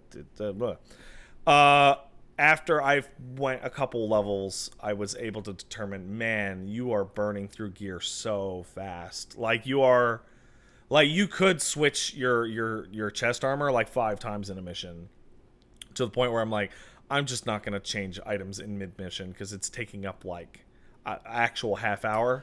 I never did it defensively. If I pick up a better weapon... Yeah, I switch to that. Better weapon, yeah. And then I would get to the end of the mission, and I would just equip whatever had the highest defense value while keeping under the weight. And that's it. My solution... is to flat out ignore every bonus. It's like, is that shit on your feet giving you something that you want more than the thing on your body? No? Then... No, stop it. Fine, then take the other one. No, shut up. Is the defense value high? And so the other thing is I spoke to a guy who beat it 3-4 times on New Game Pluses. God. And he's like, the game communicates that to you early, like it's important, but those bonuses are actually very minor until you get to New Game Plus. Which is, and it was kind of, I was talking with people, it's like, it is kind of weird how you know how like a menu or like a stat screen can imply what things are important by their size on it? Like, how much, think of Mark of the Ninja. Remember Mark of the Ninja had like a combat system in it at one point, and then they took it out because they're like, the game's not about combat, it's about sneaking. They didn't play it? No. Oh, that game's great. But you know how, like, if you load up an inventory screen and the biggest number is, like, defense what you or should attack, be paying attention to. it's like, look, that's the one that matters. In Neo, the defense number is a tiny little number at the top, and most of the page is dedicated to these random buffs. None of the Souls numbers are different sized. You go to that page and they're all, the font is but universal. the only one that matters on that one is, like, all of them matter equally. There's damage, there's scaling, there's weight. Right? Anyway, point being, I was able to push through. One, I still think that game has a gear problem. It needs less gear that matters more because you are drowning in trash. Like, 99.9% of the gear you pick up is garbage. Like, you're walking out of missions with, like, 400 items. You can only equip 7. And then you fucking junk them all. Yeah. When you go to it's the like shop. You look at Destiny or Diablo or Borderlands, you're not getting like an actual 1,000 items at the end of the thing. You're getting 10. And like 2 of them were pretty good. Right? I will say this. I don't fully agree with you, but I will say that when you open up a chest and you get a fucking good piece of armor, that's a rarer thing than having every enemy drop something you might want to every consider putting single on. fucking enemy drops some bullshit. But the money you're getting off of selling them is pretty good. Yeah, but then they should just drop money. And then you use that money to do the things. It's just there's way more chaff. Like, also, you might want the look of that item and to do your that didn't even exist when the game first came out. I don't think. But they added it, and now you can glamour on the things you want to pick up. So like, it really is, in the name of giving you the most customization possible, they've broadened up what you're picking up so that you can really nitty gritty detail it if you care about that. I just wish you more don't of have the to care stuff about you it. picked up was worthwhile. You don't have to care about it though, and clearly you didn't bother with it. And it's super fine. And so instead, you get to the point where it's not going to help you dodge that attack any better. You're hoovering up like just garbage. It's not going to help you do your stance switching properly. It's not going to, you know what I mean? Like, but it is. Yeah, no, Wooly. I'm well aware that a lot of it is goblin based, but what I don't believe is goblin based is that in a loot game, I don't think 99% of the shit you pick up should be trash. I think. But that's what I'm trying to say though, is that like one man's trash is another man's treasure. No, but it's actual not useful. It's something you'll never equip. It is duplicated actually literally 20 times by other items in your inventory. Like, there are only so many looks in that game. At the same time, if you're not necessarily doing a run that's like, I mean, sometimes you can go and do a run where you're just like, I'm just trying to make money. Yeah. And sometimes you can do... Well, that would be very easy because, man... And other times you're doing a run where you're like, I'm just trying to get to the boss. Mm-hmm. And that means you're not going to do a bunch of those optional mini bosses. You're just going to gun it to the fucking boat or whatever. Mm-hmm. And in those cases, yeah, you're not picking up garbage. Unless you check the unless you see what is something special. But like, for the most part, you're not caring about the loot. So again, it's something that it's like, it's there if you want to pay attention to it. You don't have to pay attention to it. And if you do, you get a lot of nitty-gritty details if you want them. But I didn't mind it. I remember being pretty... How far did you get in Neo? Maybe like 5 hours in, 6 hours in. I think I'm about that now. I maintain that I don't like the mission structure. I get it, and there are some advantages to it. I don't like how everything is disconnected and the levels are actually kind of small. I do like, however, that because the levels are completely disconnected, they don't have to give a fuck about continuity of environment. Certainly not. And they just do whatever the fuck. You can just design it for the the third real level is a fucking like torrential downpour on a temple. At the same time, being dropped off at a different spot on a map, is and going out. Yeah, it's interesting. I like how they do the submissions, and it's like it's dusk now instead of night, and you're starting and you're doing level backwards. Yeah, like you take that in a bit more than like the full connected map experience. I really got to use the bathroom. Oh, that's fine. What I would like to say about Neo is that after beating Sekiro, which came afterwards, and now going through Neo, it's... How do I put this? It is fascinating to me how much I prefer the way Neo does it. I really underestimated how much I needed multiple weapons in a Souls-type game, which is funny because... in a single playthrough, I would almost never actually switch weapons. And in Neo, I'm playing nearly exclusively with the Odachi, the big sword. But in Neo, they actually even give you 3 weapons, essentially, for the cost of 1. I mean, there's the high, low, and medium stance, and they all function, like, pretty differently. They change your dodges and stuff like that. So even at a medium weight, I can fucking dash around, or I can do the big rolls. And whenever I go back to Sekiro, I'll occasionally peek my head in. I'm just so bummed out that all I have is the default sword, and that I'll never be able to replay it with anything else. And it makes me feel like little to no desire whatsoever to pretty much ever replay it. Whereas I'm going through Neo, and I'm dabbling in dual swords and the spear. And because I can. The other thing is that, I mean, Neo has like 1 million more moves than Sekiro does. So welcome back, Wolves. Were you able to hear any of that? Yes.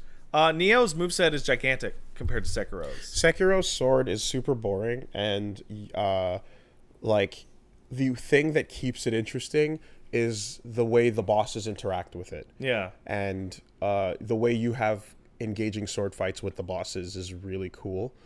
And they designed those clashes to play out in like very particular ways. Yeah. They didn't have the time to do that clearly with every secondary weapon as if it were a primary. Yeah. So if you were walking around with Sabimaru or even the umbrella as a primary weapon, it's not. It just isn't. They're spells, man. They're the equivalents of spells. Didn't have the time or the money to do it, but god damn would it have been great if it did. Yeah, and like Neo, I mean, it doesn't have the big cool clashes, but it's just like I'm using one weapon. You can use a Kusarigama. There are so many moves on just that one weapon. Mm-hmm. There's the 3 3 stances. It's crazy, and it's just like, let's say Sekiro is a better overall game and it's slicker and smoother and better, right? and it's got less rough edges. I will likely never play Sekiro again unless there's DLC, because when I go through it, it will be like, yep, I'm blocking it and I'm crushing it.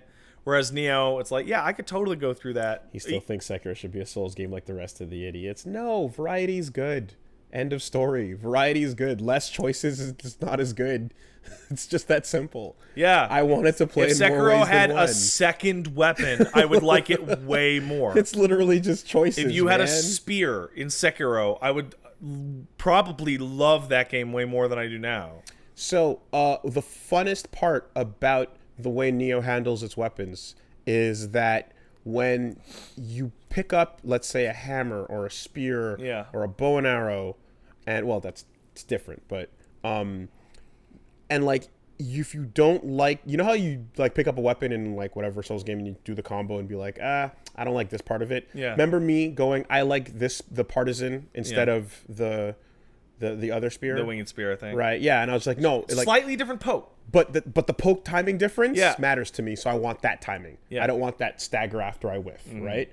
That's what it was. It was the whiff stagger. Yeah. So in fucking Neo, you switch stances and you try out the other one and see if you like that one. It's like, I really like the heavy stance for the default sword, but I don't like the quick stance for the default sword. Yeah.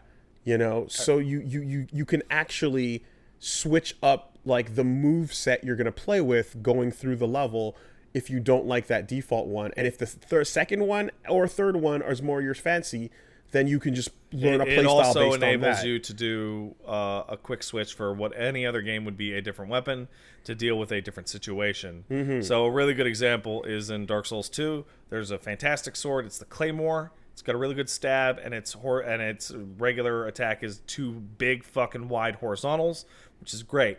But what if I don't need horizontals? Mm-hmm. Well, I have horizontals. That's what I'm going to deal with. Yeah. With the Odachi, which is the big sword that I'm going with through Neo, it's like the medium stance is giant, wide hits or a stab. So it's very similar to that. But the heavy is just huge overhead, bam, huge damage.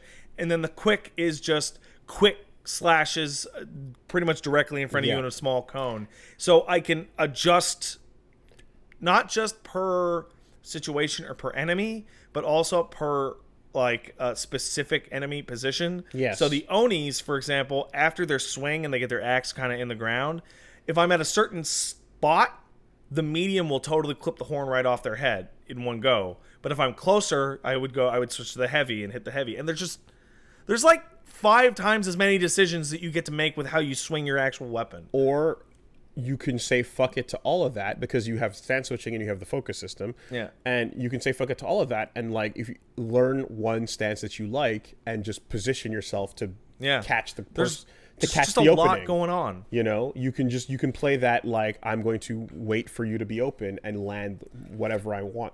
Sekiro is weird because despite it being such an aggressive game, the game is about defense.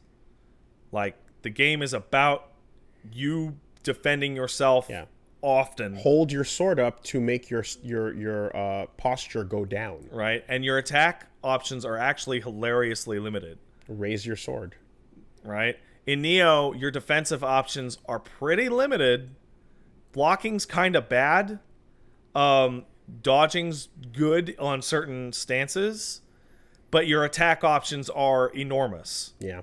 I think honestly, like, based on what FromSoft has done recently, it's just, and of course who the team was working on it, like Sekiro really does get lumped in with this conversation. Yeah. When it almost really shouldn't be. It shares structural elements. Yeah. It makes sense. Yeah. The button layout's the same. Yeah. Like you have a jump, you know what I mean? Like it really just I feel that hard Tenchu part of it. Yeah, totally.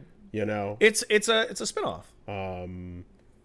And that spin-off lets you see things that you really wish other games in the genre would do better. Movement, mainly. Sekiro's got the best movement out of all of them. And there's things you dislike horribly. It's like that parry system's unbelievable, but it meant we only got a fucking default katana, and that's a bummer. It's like... And they try and trick you into thinking there's more weapons by giving you a dagger and an umbrella. but they're functionally the same as a poison spell and a shield spell. They're even linked to the same button. Mm-hmm. Yeah. No, it's variety's good. Variety's good. That's all there is to it. Also, I totally got used to the stamina system in Neo, like the key pulse thing. Yeah. Like it was vicious for a long while. Did you not get the hang of it the first time around? No, I kept forgetting because I kept just rolling away and then having no stamina. And then there was a certain moment, and she's like, nope, just doing it every time, 100% of the time. Game's really fantastic. The graphic of the yeah, you know. Yeah. Once I realized the blue sparkles coincided with your bar, like it helped a lot. It's funny because I also played Ashen, so the Epic Store exclusive. The other one. That game also gives you a partner, like Code Vein, all the time. All the time. So you just went on a Souls off. Well, I mean, Surge 2 and fucking Code Vein came out that week. So why not?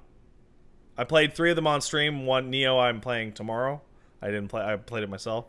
Ashen is an Epic Store game exclusive currently on the PC. It is like an indie Souls. It's drawn really flat. The art is super cool. And it desperately wants you to co-op. Because if you aren't co-oping, a NPC associated with your quest will follow you everywhere and is needed to open the doors to dungeons. Pawns. Like, yeah. Again. But it is required. It also does something wildly different, and that is 90% of the game's topography is open fields and plains and mountainous regions and stuff like that. It is not corridors. I don't hate that. That sounds cool. It is cool. That sounds interesting. I don't like it. Can you there's no like mounts or any kind. Okay, all right. There's a really cool town system where there's a town that as you get NPCs, I like open fields. They'll go back to like Firelink or whatever, the equivalent. But every time you go back, they will have built new buildings. Like it is rapid. That town is becoming a thing very quickly. And the story is very, very metaphysical. It's very like the light has come back to the world and you got to fix it, that kind of thing. But there's just something off about it. It just feels very bare bones. And it is a much cheaper game. I think it's like $20. And you go I went through the first area that was like a more open thing, kind of like a Horizon kind of thing. And I went through the second area and it was a different colored one, and I went through the third area and it was like a little more mountainous, but it's like it feels more like you're going through like World of Warcraft zones than like a Souls type area. And because it's open areas, like enemies will ambush you by crawling out of the dirt. Okay. And jumping off of cliffs, and it's just, I don't know. It's just you ever get that feeling like this is a really cool game that I don't like at all? Yeah, I know that feeling. So you played it on the Epic Store? You didn't get a console version? No, I played it on the Epic Store. And the one thing that I will say is that what I would think is probably the weakest of these is Ashen is still pretty good. And we're coming a long way from shit like Lords of the Fallen and Necropolis. Like, these games are getting really good. They all have their weaknesses, and it's kind of amazing to see how they all have weaknesses that are complementary to each other. This is the one with the incredible level design, which would be Surge, right? This is the one with the incredible combat options with your character's movement and power, which would be Neo. This is the one with the incredibly in-depth build system and the super A+ presentation, which would be Code Vein, right? And they're all there. Some of them are exceeding the Souls series by a significant degree, but they're not as consistent. None of them are a consistently well put together thing on everything, but they're getting there. Ashen has that hyper flat Fortnite Absolver look. Your character does not have a face, but they can have a mustache. Yeah. It and also there was that other game that looks like this. Well, Absolver. I mean, you said that. Absolver is The Grand Stream Saga for the PlayStation 1, where nobody had any faces. Rhyme. Yeah. Rhyme looked a lot better looks like than this. Ashen, though. So you played all that. And I also played another game for a big bag of money. Thanks everybody. Which is called Stygian, which I did not know at the time was a Kickstarter game. Stygian is in the Cthulhu verse. It is like you hit the title screen and Cthulhu's right there. It's right there. And it is a fucking New England town got sucked through a fucking portal into the Cthulhu verse or whatever, and the Dismal Man led you there. Is that not always the story? It's pretty much always is. And you create a character. You choose from a wide variety of skills, and it's like, do you want to be good at psychology, medicine, detective, firearms, etc., like a whole batch of them. Then you choose your belief system, which is fascinating. Do you want to be rational, humanistic, religious, occultist, etc.? And by choosing dialogue options associated with that and role-playing your character adequately, you will gain sanity. And the most interesting to me is nihilists. Nihilists can't gain extra sanity by saying the right things, but they start with the higher sanity potential. Interesting. Because they don't care. And I loaded it up, and it is a 2D side view Fallout 2 in Cthulhu Town. The combat is on a fucking hexagonal grid like Fallout 2 was. It is extraordinarily devoted to having long conversations with a shit ton of skill choices. So as a very good example, I walked downstairs into a pub. There was a crazy man playing darts. And as he started talking about how he's technically the world champion because they're sealed off from the rest of the world, I used my psychology option to say, you're just using darts to distance yourself from the nightmares that you see outside. And he freaked out. I gained sanity. He gave me some cigarettes, and then he threw a dart in my face, and I took damage. Okay. The writing's really good. The setting is fascinating. Yeah, art style's really interesting. The art style's really interesting. It looks like an ED for an anime. Yeah. Like Attack on Titan season 2 or Monster. Yeah. You know. And I dug it, man. And it's dug the Lovecraftian thing? No, I dug the RPG actually. Oh, okay. It's a fucking classic ass Fallout 2 style RPG, and that style is really rare. Like, you know how I talked about how the point and click like Baldur's Gate style, that shit was dead for a while? Mm-hmm. It came back. Because now we got fucking Baldur's Gate and all those re-releases. We got Pillars, we got Divinity. Like, those games came back. That style did not come back. The Fallout style, the GURPS style. HUD layout looks like you can build a party of 3. Yeah, you get a party of 3 max. I did not get a party of 3. What I got was a bodyguard that I had to pay 20 cigarettes a day. Okay. Yeah, it looks cool. I really enjoyed what I played of it. It is the kind of game that I will absolutely go back to once somebody writes a guide on how to build a decent character. Because I made a character, and that character sucked ass. Though they do have pre-built options for you. There is do you want to play a scientist? Here's a scientist build that will totally be able to beat the game, no problem. It'll be a named character and whatnot. Well, any build can beat the game, no problem. This type of game, you can fuck it up. Really? Oh, yeah, dude. Okay, let me bring it down to an analogy that I know you understand, which is Dungeons & Dragons 2nd edition. Hey, Wooly, you're a wizard. What's going to be your highest score?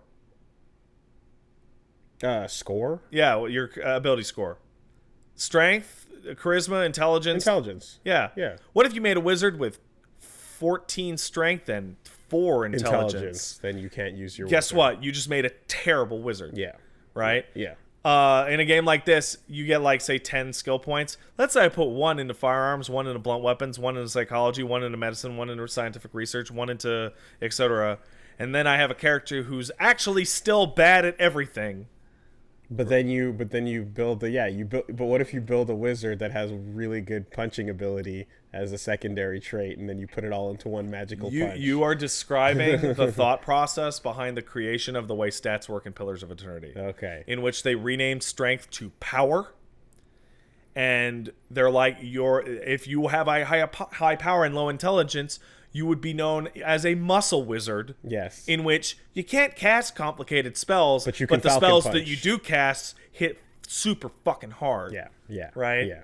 But yeah, so I will go back to that once I either get the guts to use a pre-created character or what have you. Gandalf pulling out a sword. Or some min-max thing. Game's cool. Cool.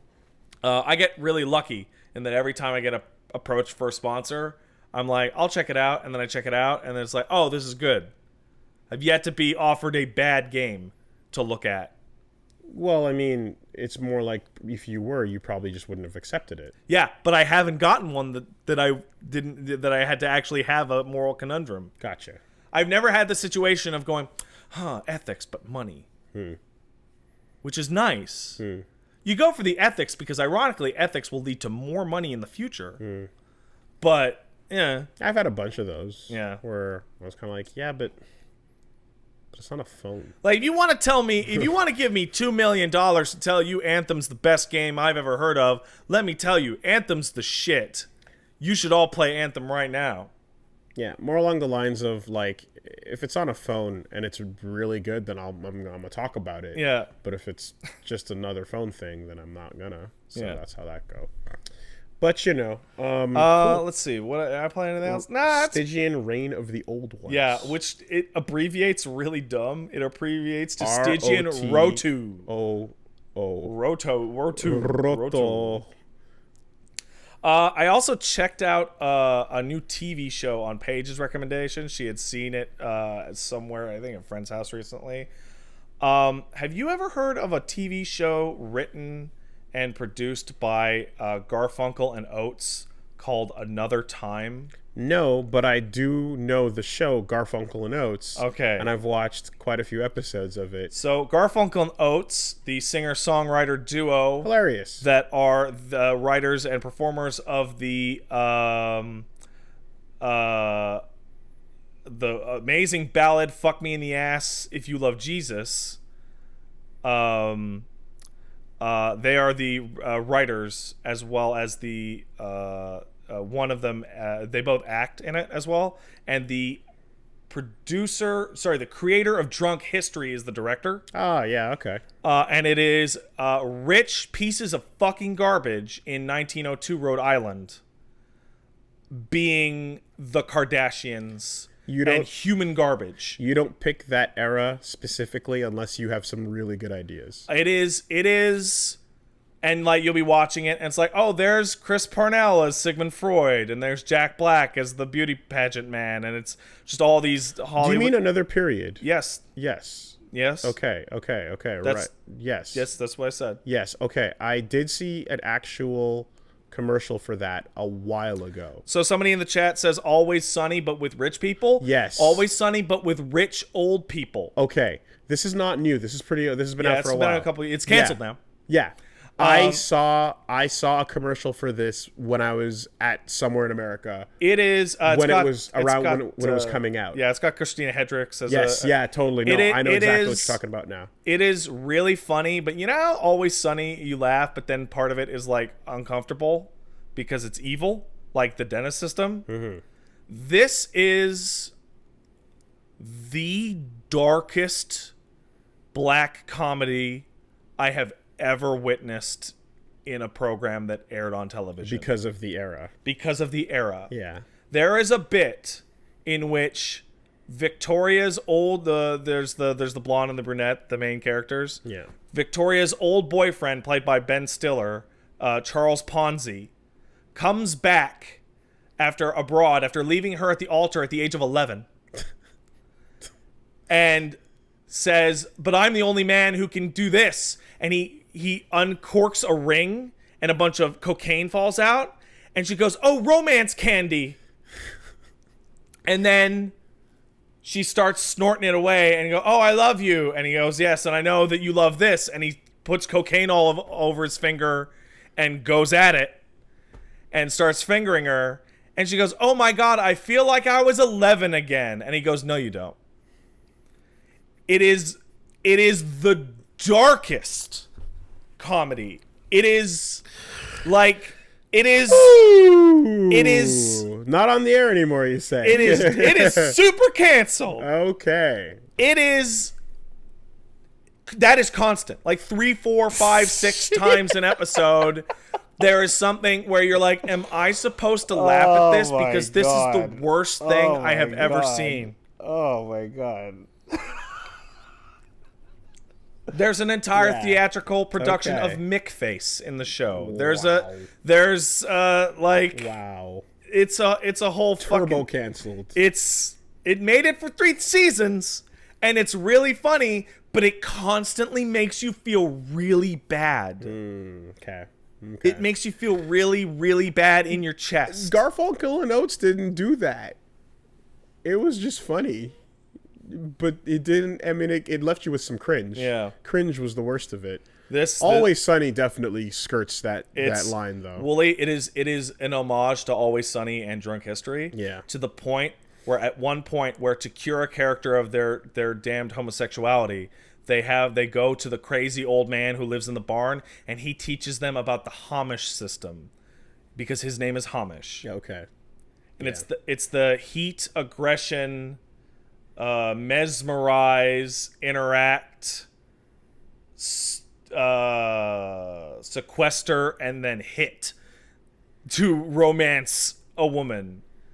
And it's like, this is what the dentist system actually was. Right. Yeah, because of the time. And it's like, oh, right, the time is horrible. And then I dig a little digging, and Paige knows a lot about the period, and they're making fun of the fat, ugly character because she's got bicycle face. Don't you dare ride that bicycle, you'll get bicycle face, which is the horrible look of exertion that a woman would have upon riding a bicycle, only to discover that bicycle face is a real insult from the 1900s to get women to stop riding their goddamn bicycles. So it's weird clash of history nerd and vile horribleness. 3 seasons? Yeah. How much did you watch? About first half of the first season. Okay. It's hilarious, but also very uncomfortable. Yeah. It is, okay, so remember the gang gets racist, episode 1? Episode 1, how that's season probably 1. the hardest watch of them all when he walks over to that black girl. And go big or go home. It's painful, right? Mm-hmm. That's like every 5 minutes. Oh, yeah. No, I definitely remember seeing a commercial teasing its premiere when I was in the States. And it was funny, but then I was like, okay, well, I don't live here, so that's the end of that. But, yeah, okay. Yeah, very enjoyable. You need a strong stomach. Mm-hmm. And that was another period. Yeah, another period. Not another time. No. Yes. Did I say another time at the beginning? Oh, I'm sorry. Yep. I meant another period. My bad. Yep. And that's it for Pat's Week. If you want to check out a bunch of streams, I'm streaming a bunch of bullshit this week. I'm streaming like Neo and Fire Emblem and Final Fantasy 7 this week. Go down to twitch.tv/angriestpat. Just do that. We also we Netflixed End of Ava. Yeah? Got to. Yeah? And then the talk. Yeah? And yeah. What? Yeah. Why? So why did you do that? Yeah. It's like, oh, why'd that happen? It's like, and I liked, I made sure, to me, one of the most important things is to make sure to pause, just because, again, Punch Mom's a little bit of a passive watcher at things, and will sometimes look down at her food while the subtitles You don't are going have time down. for that. No, you don't. You don't have time for that during that.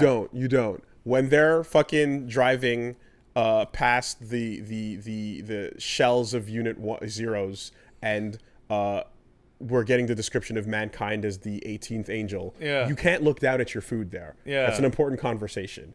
It's that half-second clip of Adam just going, hmm? Yeah. You know, like, you can't miss that, right?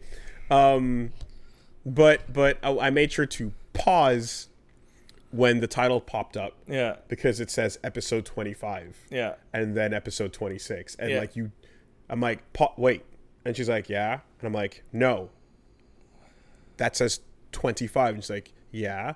I'm like, not 27. And she's No. like, oh, you know, like just to the little bits and like, don't miss this. Nope, stop chewing. And you don't want to be an annoying, shitty fucking. But it's the kind of thing. It's like I'm super concerned about being that person. It's a weird, complicated movie. Yes. That wants you to desperately pay attention. Thankfully, in a theater. Thankfully, the 2-3 times that I did do that, it was like, oh, thanks, I didn't catch that if you didn't do that. Yeah. Type of thing. So I'm like, yes, okay, good. You know, woo.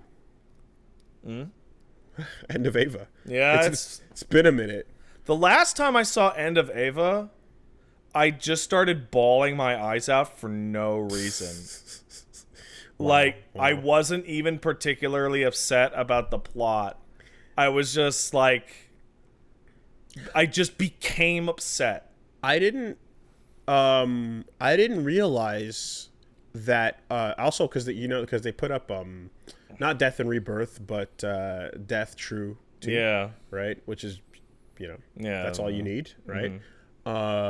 I didn't realize that like in some of the overlapping dialogue and changes and things that they did to that they included a kind of prototype instrumental version of Comes Todd. Really? In 1 or 2 moments. And I was like, wait, what? That was in there? Huh. And it was like, yeah, they hinted at the theme in Death. What a great song. I never want to hear it. Why? It doesn't make me feel good. Will your feelings come tumbling down? Yeah, they will. I don't like it. I think it's the song. Because it was when the song was playing. I think the song upsets me. Oh, it's so good. It's amazing. Dun, dun, dun, Stop it. No, I'm serious. Don't do that. The way it starts and you're like, wait, excuse me? It clashes heavily with the subject matter occurring at the time. It's fantastic. You know? Not to mention the other song that I always forget the title of, but the credits theme at the end of 25. Now it's time. I think I think I've seen that only once because I always watch the theatrical cut. Oh, well, that's an interesting one because it comes in at the end of 25 and then 26 you get your. Remember when Masato shot that fucking dude down that hallway and said, "Sorry, nothing personal." Oh man, remember when that guy got fucked? Not harder than that one girl dragging that one guy down that hallway. And she's dragging him off camera, and like your brain like subtly imagines that if she can just get him off frame, they'll be safe. Yeah. And she almost gets that body off frame, and then the guard running by stops and goes, "What? No, you don't." And then the bullet rips through, and before she hits the ground, it just cuts to the next scene. You're like, you can't even see the body hit the floor. No. Yeah. Those are some dedicated goons. Yep. Bad goons. Were you having your last thoughts, main character? Let's interrupt those with a fucking explosion. Like, oh my god. Yeah, man, it's nuts. But man, Gendo's the worst. But yeah, well, he gets what he deserves. I disagree. I don't think he can get what he deserves. No, he does. Because what he gets is the exact opposite of what he wants. Yeah. And it's like one thing worse than death in that situation, right? What is fun is like after all of this and after rebuilds, going back and seeing this and seeing what's up, and it's like, wow, rebuild is another world. Yeah. I mean, literally, but also just, this is something else entirely. Yeah. And I don't know if she's going to check him out. She feels like doing more. I'm like, you can dive in if you want to dive in again. Those first two are pretty good. See what's going on. But I think the jury is going to be out until it's done. Yep. And it won't be done until... Never. 5? Maybe? I don't know, man. It's far away. It's far away. In the meantime, check out these cute girl angels with these funny hats. Okay. Ramiel's got that funny little hat. Wait, what are you talking about? The cute versions of the angels. Oh, I didn't see this. And all the... Oh, yeah, there's these little collectible things, and all the angels as, like, little... Does Sashiel, You the know, cube, all have of a them. hat? They're all cute with cute it's hats. adorable. And little masks. Japan's weird, man. And then there's happy alternate versions of realities, then infinite. There's as many as you want. Yeah. You know? Everybody's buddy. Look, Gendo's shaving, and he's having a great time. That's the worst. It's not. It's far from the worst. That's the worst. There's a million of them. They're all out there. There's so many crazy, Evangelion tonally is dissonant nonsense images that are canon. Evangelion is the pinnacle of fucking baffling, like, tonally dissonant advertising ever. Because the image of a character that you recognize is enough to just be like, look, it's the show. You know, you like the thing. And it doesn't matter what the character is about or what they do. Yeah. Or whether or not they're a pedophile. Or a murderer. Or... anything. All sorts of shit. Architect of humanity's destruction. Yeah. You know? But that's a clean shave right there. Yeah. Yep. That's a clean shave. I still maintain that everybody did something wrong, but Fuyutsuki and Maya and the boys on the computers were the least wrong of all the wrongs. Fuyutsuki was naive to the extreme. It wasn't even naivete as much as it was, I believe in Yui, so God damn it, I'll do this for her. Yeah, you shouldn't have. That was bad.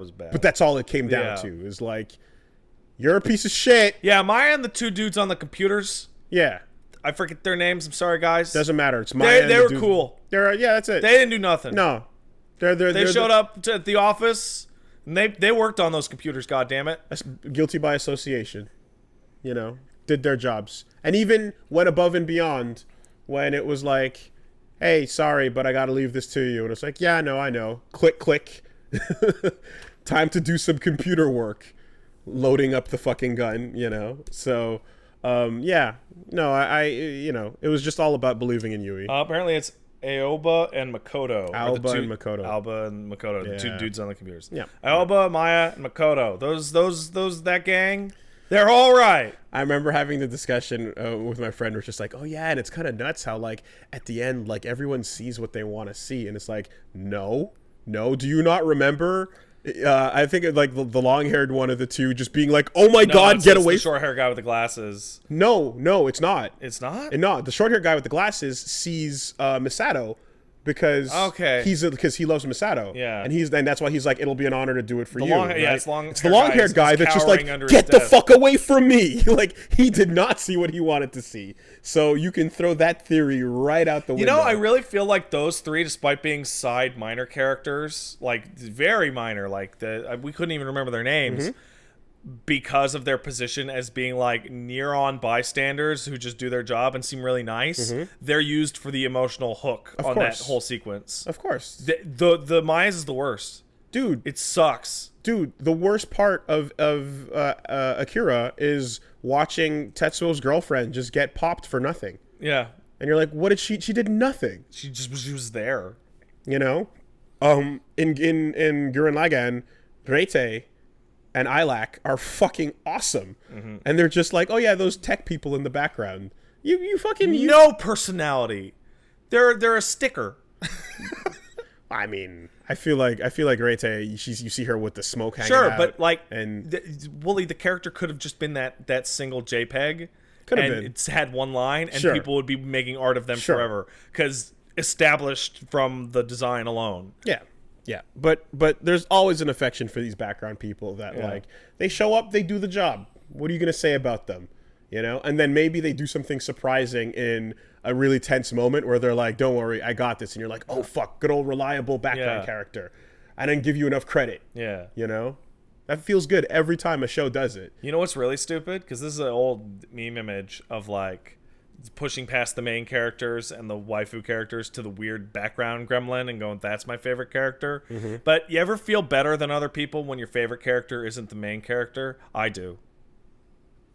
When your favorite character is like a background or minor character, that's almost always the case for me. Yeah, because you're like, I'm better than you because I don't like the main character. The main character was designed for me to like them. I like the one in the back. I don't make the pick for a hipster pick choice. It just happens to always work out that way. Like, people ask me, hey, Pat, what's your favorite Demon Slayer character? I bet it's not this one. I'm like, no, it is that one. It is Zenitsu. Zenitsu's cool. I like him. He's a bitch. Like, I don't know. I feel like I pay it. I like the other thing that a lot of the time is not, because I feel it's the same reason why it's the same logic that goes into why I pick my characters in video games, you know, and like the choices I make behind my favorite characters in video games a lot of the time is like, yeah, it's a little less, it's further off than like the Ryu. Yeah. And most of the times I'm not down with the Ryu just because I'm a little bit more bored of that. Yeah. That's all. You know. All right, well, that's it for my week. Did we finish off your week as well? So I'd say so. Cool. It's time for news, but I have to be the one to use the bathroom quite In the meantime, let's take a word from our sponsors. This week, Castle Super Beast is sponsored by the Arc Whitening System. That's correct. Whether it's your job interview or your dating profile, a smile can help you make a good first impression. But if your smile is not as vibrant as you'd like it to be, Arc can help you feel more confident. Let's get down to brass tacks, y'all. If you open up your mouth and you smile and people see some yellow, like, noxious shit coming out of your maw, they don't want nothing to do with you. And rightfully so, because god damn it, brush your fucking teeth. Floss every once in a while, maybe. You know, go see your dentist. What, you're too embarrassed? Well, that's awful. But even if you are keeping up to date on all of that stuff, your smile can be even whiter by using the Arc Whitening System. Kind of like I did for a little bit. You just use it at home for 30 minutes a day. And it's pretty simple. You take 2 strips. You put one on the top row of your teeth. You put one on the bottom. And then you keep them on for 25 minutes. And then the last 5 minutes, you take the blue light technology device and put it in.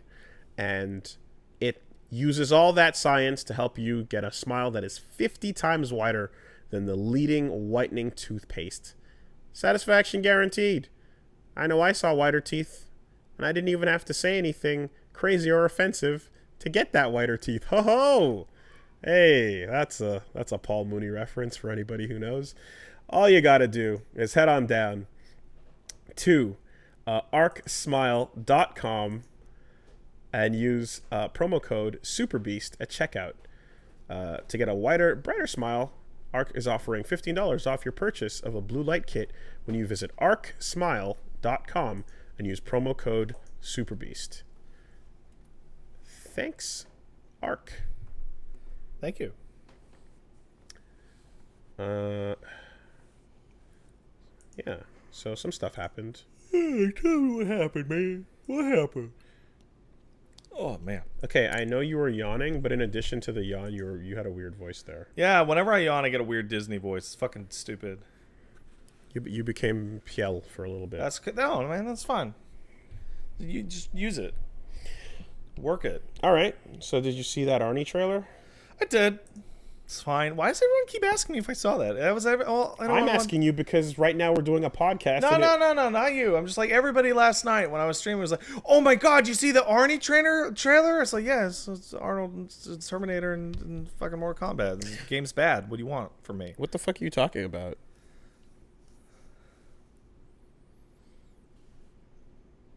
You want to elaborate on your thoughts? Yeah, MK11's bad and feels bad to play. Okay, well, you're bad and you feel bad to play. I do. So the Terminator T800 is in MK11. They announced this a while ago, but they also announced that they have his likeness, not his voice. It's weird. It's a little weird. But checking out the trailer here, we can see a little bit of his moves.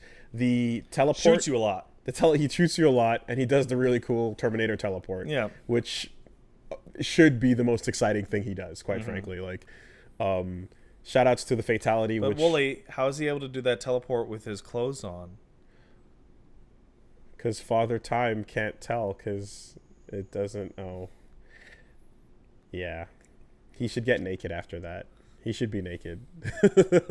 Anyway, you know what? Quite frankly, if you look at the Terminator TV show starring the girl from Dollhouse as that other Terminator, it already stopped making sense because the Terminator head itself like went back in time. Oh, wow. But we already knew that you have to cover it in you have flesh. to be a flesh to go back in time. You can't be a robot. So that the Terminator continuity already blew its own wad. I think the only flesh can time travel might be the most ridiculous plot convenience ever, because like it has so many logical problems as soon as you do anything different. And yet here we are because it's the basis of why the first story exists at all. So Sarah Connor Chronicles, they managed to send not flesh back in time. Oh, that's crazy. So the idea of clothing coming back in time is much less of a leap. But the Fatality has him sending you to the future where you get shot up by the Terminators, the T-800s doing the walk through the future fucking war zone. And I was like, oh, that's fun. Other thing is, it clearly looks like it's not going to be a tournament variation, but there's some sort of interaction in the game where his flesh burns off and he becomes the exoskeleton. Yeah. And it appears to have armor. It appears to be unstoppable like a robot. Like a robot. So, yeah. Don't know what that's about. I'm guessing it's going to be a bit like Devora's bug transformation, where it's like, that's not a tournament variation at all, but when she's about to die, she can turn into a little bug and fly around. And in this case, I guess it's like that type of thing. So there's that bit of news. And then alongside that came the other MK11 update, which is the third variations being included now for tournament play. Oh, there's like, this is the real character button? Well, MK10 had 3 variations per character. Yeah. This had 2 when it came down to... But it also had the ability to swap them around, right? Yeah, but the ones you swap around were not tournament legal. Okay. They included a lot of like kind of nonsense moves and unbalanced stuff. Yeah. And what was kind of dumb is that 1, obviously you have less choices here, but 2, the stuff like Shang Tsung's cool ninja we're all non-tournament legal. Exactly. That's like, come on. So this does fix that by adding one that's all teleporting ninjas, transformation ninjas, and adds a couple of extra variation options that like other characters can use, and stuff. So Geras has his time rewind now, and Kotal has his like power and blood totems. Yeah. So yeah, that's it's nice to sort of have these the 3 that you kind of the choices that you kind of used to have without needing to do a move by move customization thing.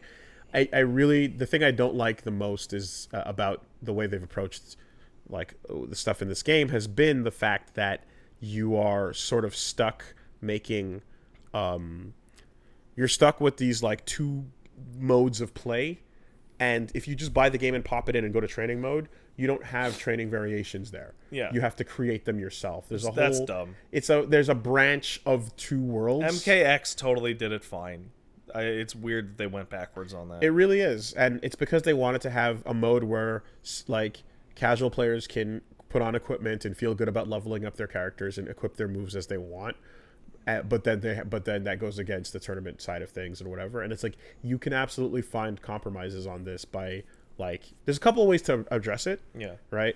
One way that could have been interesting, I brought up was the way Chaos Codes does it, which is you pick your character and then you get a list of like 5 extra moves and you pick 2 of them. Yeah. And then it's like, which of these moves do you like? You get those moves now, It's not a full-on variation, but it's like a little bit of extra, right? Whereas here you have a giant list of moves, and most of them are just unseen, unused. Yeah, that seems like a waste of money and effort. And there's always going to be that character that you like, and they have that one move that you love that doesn't exist in any real fashion. That you're not allowed to use. Yeah, right? That's terrible. Yeah, so I think I have no problem with, like, you know, like that level of light and quick customization where you can do it very fast at the character select screen. Mm-hmm. So you pick Ryu, and then you pick whether you want Donkey Kick or Denjin. Yeah. You know, and then you just kind of go from like you could just keep it simple like that, you know. Anyway, so that dropped, and then of course one thing that was really cool that I personally enjoyed is the fact that Kotal now has his tick throw back, so he can do the 1-2 into on your knees like he used to, whereas at the moment he couldn't, and that sucked. So Kotal might be back. We'll see. Gonna get up out of that chair. He'll be right back. Kotal wheelie wheelie legs no feely con. He'll do it after all. So here's one. It's a bad game. It's not.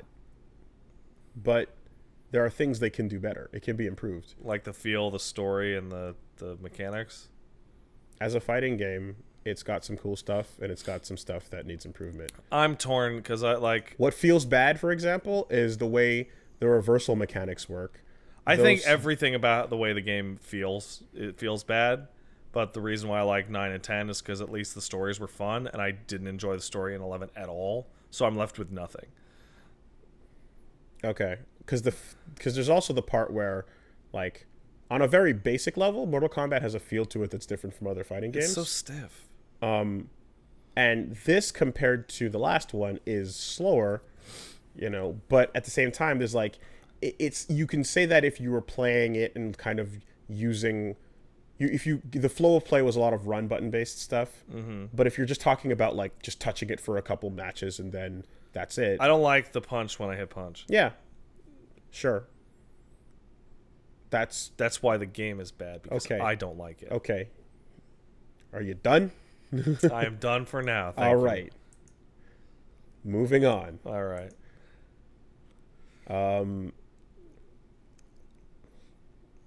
Huge shout outs and congratulations to the great Black Otaku himself, Brennan Williams. One Brennan Williams / Dio Madden. Fuck yeah. This dude, this boy, coming all the way up from football to the Performance Center, from the Shogun of the Row to sitting down, the Sultan of Sit. Yeah. And now he's the man with the voice, the gift of gab. He is the Raw announcer. Congratulations. That's a big up. Congratulations That's to Dio a big up. So happy. So cool. Right alongside Jerry Lawler and that other guy who I don't know who that is. Yep. Jerry Lawler's there. It's so fucking cool. It's so fucking cool that, like, he found this. Yeah. And, like, he has arrived and he's got a major spot. Yeah. And that's a big fucking spot. That's a huge spot. And the first thing he's doing with the spot is wearing his Yoshikage Kira tie. Yep. Making OSW review references. Explaining to Jerry Lawler what LARPing in a parking lot means. He's doing it all perfect. He's doing it.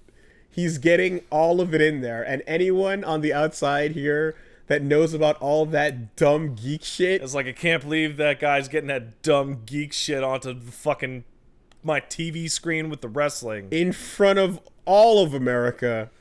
Even the America that hates it. Brennan has taken the strongest, firmest step that has not Sam Roberts. That's a different. Has taken the firmest, most definitive step towards the general populace realizing that wrestling is just anime. Yeah.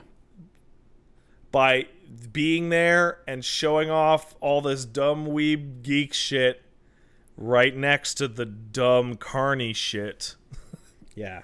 It will become very clear one day that wrestling is just anime for carnies. That's all it is. Someone who makes decisions made the rightest possible decision by getting Brennan on the mic and having him call every week with the biggest show. So like everyone is just fucking over the moon for this, and it's like, yeah, like we're all waiting to see like, okay, what's gonna happen? How's this gonna play out? Like he's doing NXT shows, he's got a few matches here and there, he's trying out some gimmicks, he's doing some bits. What's gonna land? You know, what's the audience into? Sitting? They love sitting. All right, let's do that for a bit. Let's see what happens there. You know, and one thing that's always been clear is that like they've been aware of the fact that one, they're like, besides they always mention he came from the NFL, and then the second thing is like he's got a Twitter following, he's got people online that know him, you know, and like from the moment he showed up, and then it's just like, yo, he's on up up down down. Of course he's on up up down down. Of course he is. The fuck you gonna do not have, you know what I mean? Like he knows his shit, he's there. So like it's just a matter of time because there's no way that anyone who is paying attention, I don't know if Vince himself is, probably not there, but anyone who's working for them that's paying attention is like, yo, this guy has a lot of people behind him. He's got heat, man. And we got to do something with that. Gotta use that heat. We'd be stupid not to. What's the source of his heat? That weird shit that he's talking about? The pillows? How much does he know about them? He knows a lot about the pillows? Okay. Does Jerry know anything about the pillows? No? Great. Okay. What are we doing here? You trying to sell? We're gonna sell official. What are they? Dackermackers. All right. Dackermackeras. You get one with the get a rock. You want a Cena one? Let's see if we can get some official merch. With that'll be like the big stuff Cena pillows, right? Yeah. Same thing. Perfect. Totally same thing. Yeah. Wait, what pose do you want, Cena? What the fuck is this? Yeah. Oh, it's you can't see me. Except why are you leaning so far back? Why are you leaning slightly over? Why are you doing John Cena's pose, but you're leaning way too far back? No, John Cena just stands up straight. Why are you dropping? What are you doing with your other hand? What is this? Yeah. 100%. It's great. It's great. Fuck yeah. Hell yeah. I just want to see a conversation on Raw. Yes. Of like a Brennan talking to fucking John and just be like, hey man, the you can't see me thing, it's great. I just said like, hey, what if you just held it, right? And then he just grabs him by the shoulders and you just tilt it just a little bit over. There, perfect, amazing. Yeah. And John's like, yeah, that's cool, man. Yeah. I was a Marine. Or you got one of those moments where like someone's in the ring and then the heel shows up on the ramp and then they start talking shit to each other and then like walking down the ramp and it's like, oh, and it looks like he's saying, oh, you're approaching me? Oh god, that's so fucking dumb. Well, it looks he can't beat him up without getting closer. That's easy to work in, actually. That's wrestling dialogue. Then come as close as you like. Yeah, that's what I think they're saying anyway. I can't really order the microphones. You just got to do it in the Seth Killian way. Yeah. Where like their gestures are speaking. Yeah. You know, that's all you got to do. Oh man. And Daniel Bryan says, "Oh, well, come as close as you like." Yeah, that's all you got to do. I'm super excited. Can somebody inform me when Brennan busts out like, "Wow, that was a real sneaky surprise attack at the start of the second match"? Yeah, or whatever. Whatever. And no one, you don't have to ask because what I was about to say, my sentence before that was, I cannot wait for the now endless stream of clips. Yeah, the super clip from week to week, every single Monday, about what did Brennan get in there this time. That's good. What did he get in this time? You know, it's gonna be great. And the best is not only the shockwave of us catching it and like fucking retweeting and everything, but it's all the rest of the confused people going, What? What's a Voltron? What is he talking about? What? Yeah. The General Motors make that robot? I don't understand. Rider kick? What? Like on your motorcycle? Is that a bug? Is this one of those hipster things? Yeah. Let's do it. I feel like Monday nights just got a whole lot more exciting. there's a long path from like it's anime dad to haha, yeah, you don't know what I'm talking about. Like just like where that just like indignation about your hobby becomes power, like the same level of confusion. You're like, oh, nobody understands what I'm talking about. Nobody understands what I'm talking about. Right. Nakamura comes out and he just starts speaking Japanese. Yeah. He just starts doing Japanese kind of commentary.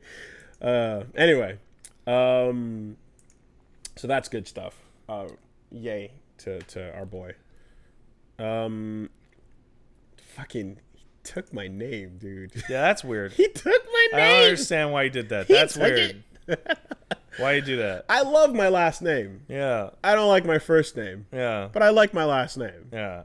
It's a pretty cool last name. I feel the opposite. My last name's okay. I like my first name a lot. There you go. So, yeah, I think we both think the same thing. Where it's just like the hard sounds come across, they come off roll off the tongue better. Yeah. And the weird O's don't. Yeah. O's suck. A's are awesome. I got 2 O's in my last name. See, that's why it's. There you go. So, yeah. Anyway, so we have a unsubstantiated rumor. I love those. Which I hate bringing to the podcast. And unless it has to do with Smash. Oh, yeah. Because they get to laugh at it either way. Or the person is apparently somewhat credible. Yeah. And in this case, it appears the source was credible because they were connected to how we found out about the Elden Ring in the first place. Got it. Apparently, combat mechanics have leaked from the same person. Yay! Who told the details about George R.R. Martin's involvement with FromSoft. What do we got? We have a little bullet point list of a deleted Reddit post. Ooh, that makes it spicier. I love it. From one user, X Hanzo, the source of prior leaks, apparently, saying that most of the combat is built on the foundation of souls. Shocker. The powers you get from bosses are integrated to combos like the prosthetics in Sekiro, but for all weapons. Okay, makes sense. Mega Man and Zero should get a power-up. Yeah, good. Some of those can also be used in open world to open new paths like Zelda. Okay. FP bar, is used and is part of the new burn mechanic. Using these powers burns your arms until they become ashes. Your arms can also be cut by enemies if burned to a certain degree. You can use the mechanical arms as a weaker replacement. That sounds so specific that, like, who and why would you make that up? It will be disproved instantly upon one gameplay trailer. Your arms can burn away with the burn mechanic. Okay. You can use replacement weaker arms. All right. And the ashes will be your old arms. All right. Limbs are dropped by enemies, but only some can be used as a replacement for your arm. Oh, so arms are just equipment. Most of the others are rotten or already burned. They can be offered to covenants. Okay. Are any of them going to be your wife? They're all going to be your wife, if you know. Resting at specific altars fully recovers your arms. You didn't think that sentence was going to end that way, did you? Oh, man. You didn't think that sentence was Resting at specific altars will... What was it? Recover... How's it phrased? Will fully recover your arms. That's fucking weird. Hey, man. We're in a post-DMC5 Sekiro world. Robot arms. It's the year robot arms. Hell yeah. Specific skills like crouch, swim, dive, power stance, dash, crafting herbs, magic, dual wield, parry, deflect, climb, environment hiding, faith, drain, roll, super armor, high jump, awareness, knowledge. It's specific. Parry and deflect. Uh-huh. Dual wield. Power stance. Skill trees with different paths. Uh-huh. Skills attributed dependent on your starting class. Obtain some skills during the game depending on your build by using skill points. Uh-huh. Arms are a new mechanic, obviously. There's a hand command. All right. What does that do? You have to sheath your weapon to use the hand command. Oh, yeah, sure. And then? Grab and launch opponents, interrupters, levelers, rocks, relievers, rocks, push rocks, inspect walls, manually push blocks using both the joysticks and the grab command. Okay, so it's a Physics interact. grab. It's a physics thing. grab. Okay. It's like Okuyasu. This is really goofy. Really weird and goofy, and it's hilarious to imagine George R.R. Martin being involved. Yes, the hand command, yes. Of course, the burning of the arms. Oh, yes, your and arm. the replacement prosthetic arms. Which, let's be real, Jamie Lannister. Yeah. You know, George R.R. Martin also is on the train for replacement arms. Yeah, sure. No indication of what you can or can't grab or push.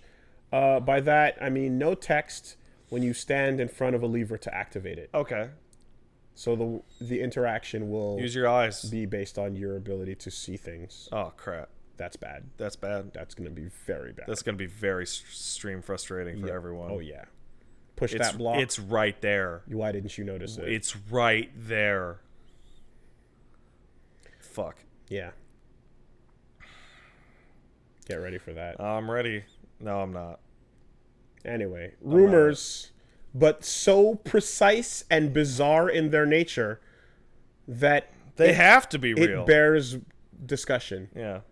That sounds cool. I want to see it. I want to play it. Give me. If finding the door out of the room is a puzzle, oh man, we're in for it. It sounds like a synthesis of every game I talked about today. Reminds me of Trespasser. Get out. I will not. All right. I will, in fact, talk more about Trespasser. Stay in and get Trespasser out. Stick your hand out, put it on the weapon, close your palms. Now you're holding the weapon. Now stare at your tit. She's got a life tattoo. There's a life bar. That's good. Yep. But unlike Jurassic Park Trespasser, this character has 2 arms. Yep. Important. Never forget when my brother was playing it and made a lewd motion, and I was like, "Oh my god, I can't believe you did that." He did a lewd thing. You really? You what? You really? You were like, I can't believe it? Yeah, because Jesus World. Like 1,000,000 years ago. Did you see the Rage Origins? I did not. Okay, well, I asked my brother about the Rage Origin story, and he's like, I don't know, I think you got some of it wrong. Oh? And so I was like, what the fuck did I get wrong? I told the story of the big angry black man who was big and he's black and he's angry. Yeah. From Africa. And he's like, no. There's a full backstory. And it's based on the previous trauma in his life, apparently. Oh my God. And I'm like, what the fuck is this man talking about right now? Apparently, Rage has previous trauma. What is this George Lucas shit? And yeah. So anyway, I told him that I co-opted that shit. Yeah, it's mine now. You can't do that, but yeah. Okay. But anyway, that was funny. Yeah. So, Elden Ring. Hold your hand out and use your other hand and burn it to put the ring on. I don't know, man. We still know precious little about that game. If I can do a Kyo Kusanagi, I'll be happy. I want to be able to pick up an enemy and throw them. That sounds cool. And that's what I thought I was reading. Yeah. Yeet the boss off the cliff. Speaking of yeet. Speaking of. Shawn Layden. Got yeeted himself. Out of SIE. He was like, I need to yeet more in the fields. Well, I want to wear t-shirts that aren't brands of old games. So I'm going to go somewhere else where I can wear different branded t-shirts. So there he goes. Goodbye, Shawn Layden. You will be missed. I guess. Your t-shirts will be missed. I suppose. Vib ribbon. I feel bad that I yelled at you for being a businessman, but you are. He became less of a businessman towards the end. He did. And that's why he had to leave. But the businessman aura was smoldering the first time he appeared. I eagerly await the next awkward Sony mascot human. If there's a kanji for business, it would be emanating off of him in the panel as he walks on stage. Salary, salary, salary, salary, salary, salary, salary. There it goes. Salary, Look at salary, that. salary, salary.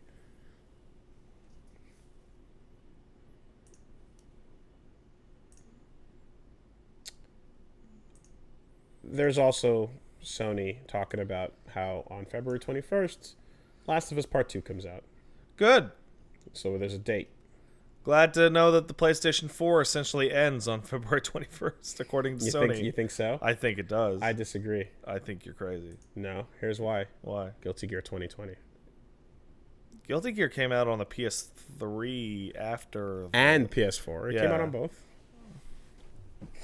But yeah. It probably will also. Yeah. PS4, PS5 is probably coming out at holiday. Oh, are people cool on The Last of Us 2? Did I miss the part where people were not excited for The Last of Us 2? It looks fine. The Last of Us was very good. Yeah, this will probably be very good. Yeah. Yeah. I'm surprised that people sound cool on it. Well, anyway, then you got your big old collector's editions and you're All that stuff. sitting with the guitar and They showed off in the trailer that Joel going to be tagging along. Joel's old. What? They showed off in the trailer that Joel will be tagging along. Oh, old Joel. Yeah, but he's old. Joeled. Yeah. And it has the potential for... So I don't think this game needs to exist. And I don't think so either. But... like, has it just been too long? No, I just don't think it needed to exist at all. Once I finished Last of Us, I'm like, good, I'm done. I agree. But now that we know Joel is going to tag along, it does allow for the potential of the one other thing that I'd want to see, which is the continuation of that conversation from the very end of the game, in which she goes, "That's bullshit," and the fallout from that. That is fascinating to me. It's bullshit blazing, is what it is. It is bullshit, and it is blazing. You think Joel can smell the game? Shout outs to Mom on Twitter for pointing at that. Yeah, Ellie is so smelly that the dogs will be able to track her through her stink lines. That wasn't the one. Oh, that one. Oh, okay. I was talking about the one where it's like the look of people in first class as you walk by them on the plane, and it's just the box art staring at you. That's man. Like I know why marketing purposes want boxes like that, and I know that they test super well in movies, so I get terrible. it. It's just but terrible. it just sucks that we can't get really cool compositions in a more like complex manner. Well, the box arts have gotten worse recently. Do you know why that is? Because many of the people who care don't even buy the boxes anymore. Well, there's that. But I haven't bought a physical game since like 2009. I bought a big old Sam Show SNK box. Collectors. The last couple of boxes I have bought have all been collectors. You're crazy. Look at this wall of games you got here. That's too many. It is. Astral Chain I got physical because I just happened to be in Japan. Oh, well, yeah. I mean, So, but yeah, I guess,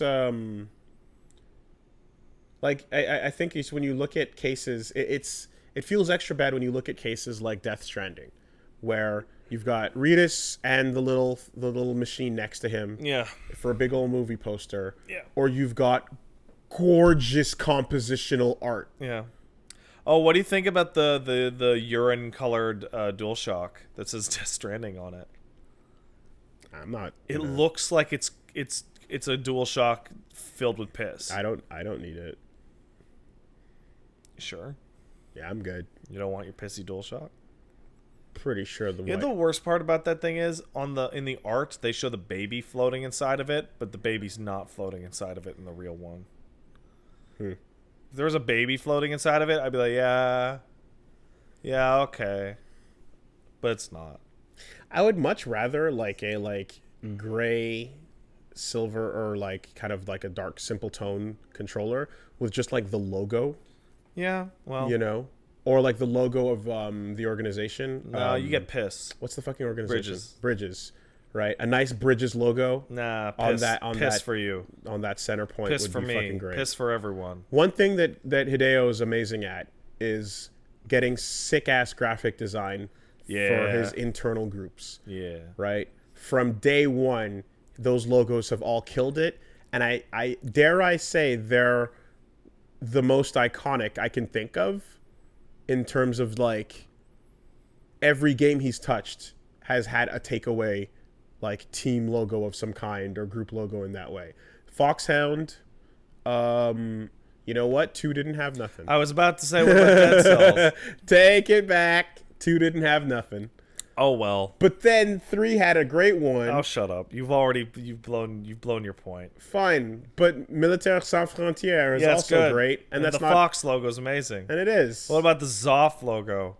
I'm down with it. Are you? Yeah. Come on, it sucks. It's fine. Boo. Diamond Dogs. Boo. Diamond Dogs. What? Oh, Diamond Dogs is a shitty logo? Tell me about Dead Cells. Really great logo. Tell me about it. Do you like the Nerve logo? Yeah, it's great. Yeah. It's like, it's hearkening to that sort of feeling. I love it. I love a good team logo where it's fucking very patchable. Yeah. You can make a patch out of that Put shit. on your jacket Hell for the yeah. future. You know? Kyle Reese. The Sons of Liberty didn't have as much of a Oh my god, logo. they totally did have a logo. No, but it didn't have it didn't stand out as much as the others. Well, it was the Don't Tread on Me slightly altered. Yeah. It was there, but no one brings it up. Like, That's it's not a funny flag. You know, everyone brings up the other stuff that we talked about. Yeah. But it did exist. If you think about it, the big shell was a graphic design logo. There you go. Sure. Anyway, so that's coming. We got pretty dope game popping up on Steam. It's a Jet Set Radio like. Thought I'd just let the people know about it. I saw a clip of this. Neon Tail. It looks cool. Yeah, you know, and not much to say besides, like, you see the stuff, you see the skating and the tricks and the drifting, or rather grinding, I should say. It's all the same. Yeah, not sure how much, like, spray painting you'll do, if any, but a lot of, like, really crazy jumping off of rooftops and tricking out with fancy ass futuristic skate tricks and stuff. So yeah, Jet Set Radio vibes. If you're down with all of that good shit, like I am, check out Neon Tail by Rocket Juice Games, which is dropping an early access. Which tail is that? Neon. No. I mean, like a tale or like a story. Tail. Okay.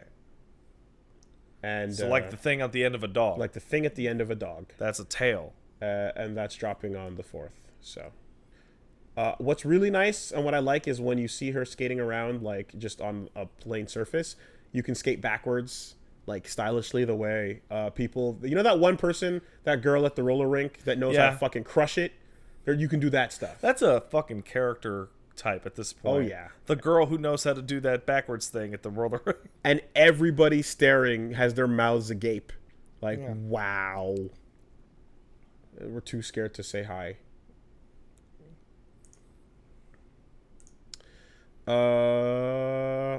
This morning, crack of dawn. That's early in the morning for you people who don't know what that is, like me. I saw a big ass thing that says Mario and Luigi developer files for bankruptcy, and I double took, and then immediately went, "Fuck you, headline writers! You know exactly what you're doing. Why are you being so shitty?" So you know what the worst thing is? I saw that headline, and I immediately knew what they were actually talking about. Yeah, it took a second, and I was like, "Fuck, that sucks." It does. It does. Those games are all so it's the creators of the Mario Luigi RPG series. The actual story is that AlphaDream is filing for bankruptcy and shutting down, and that sucks. But I just want to preface this with, when you're writing a story and you can make a juicier lie by implying something that's not true, that's a shitty thing to do. Well, do you follow a Twitter account called Saved You a Click Video Games? Yeah, I know that. Do you follow it? I don't know if I do, but I definitely know. Because it's super good. Mm-hmm. It's super good because it's just screenshots of this new update in this game has everyone talking.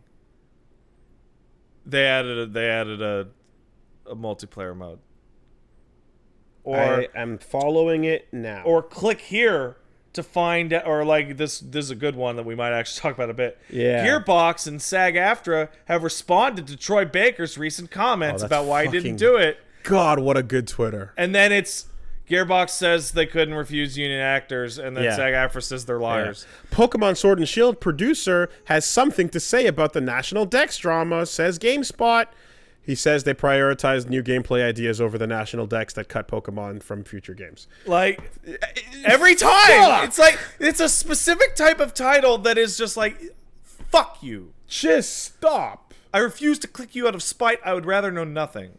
And if you're in the business of being an editor and this is within your earshot, it is your job to make sure that those titles continue.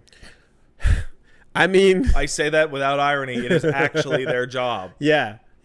Well, I was going to say that, like, I would love to know, like, if there's actually, like, is there just hard data that says if you tell people what's happening in the title, no one clicks on it? Is it just, it's just that simple, right? Wooly? Yeah. Think about The Onion. Of course it is. Yeah. How often do you actually need to read The Onion? Of course. Never. No. It's a dumb rhetorical question to even ask, right? Yeah, but yet still, like we use the term clickbait, right?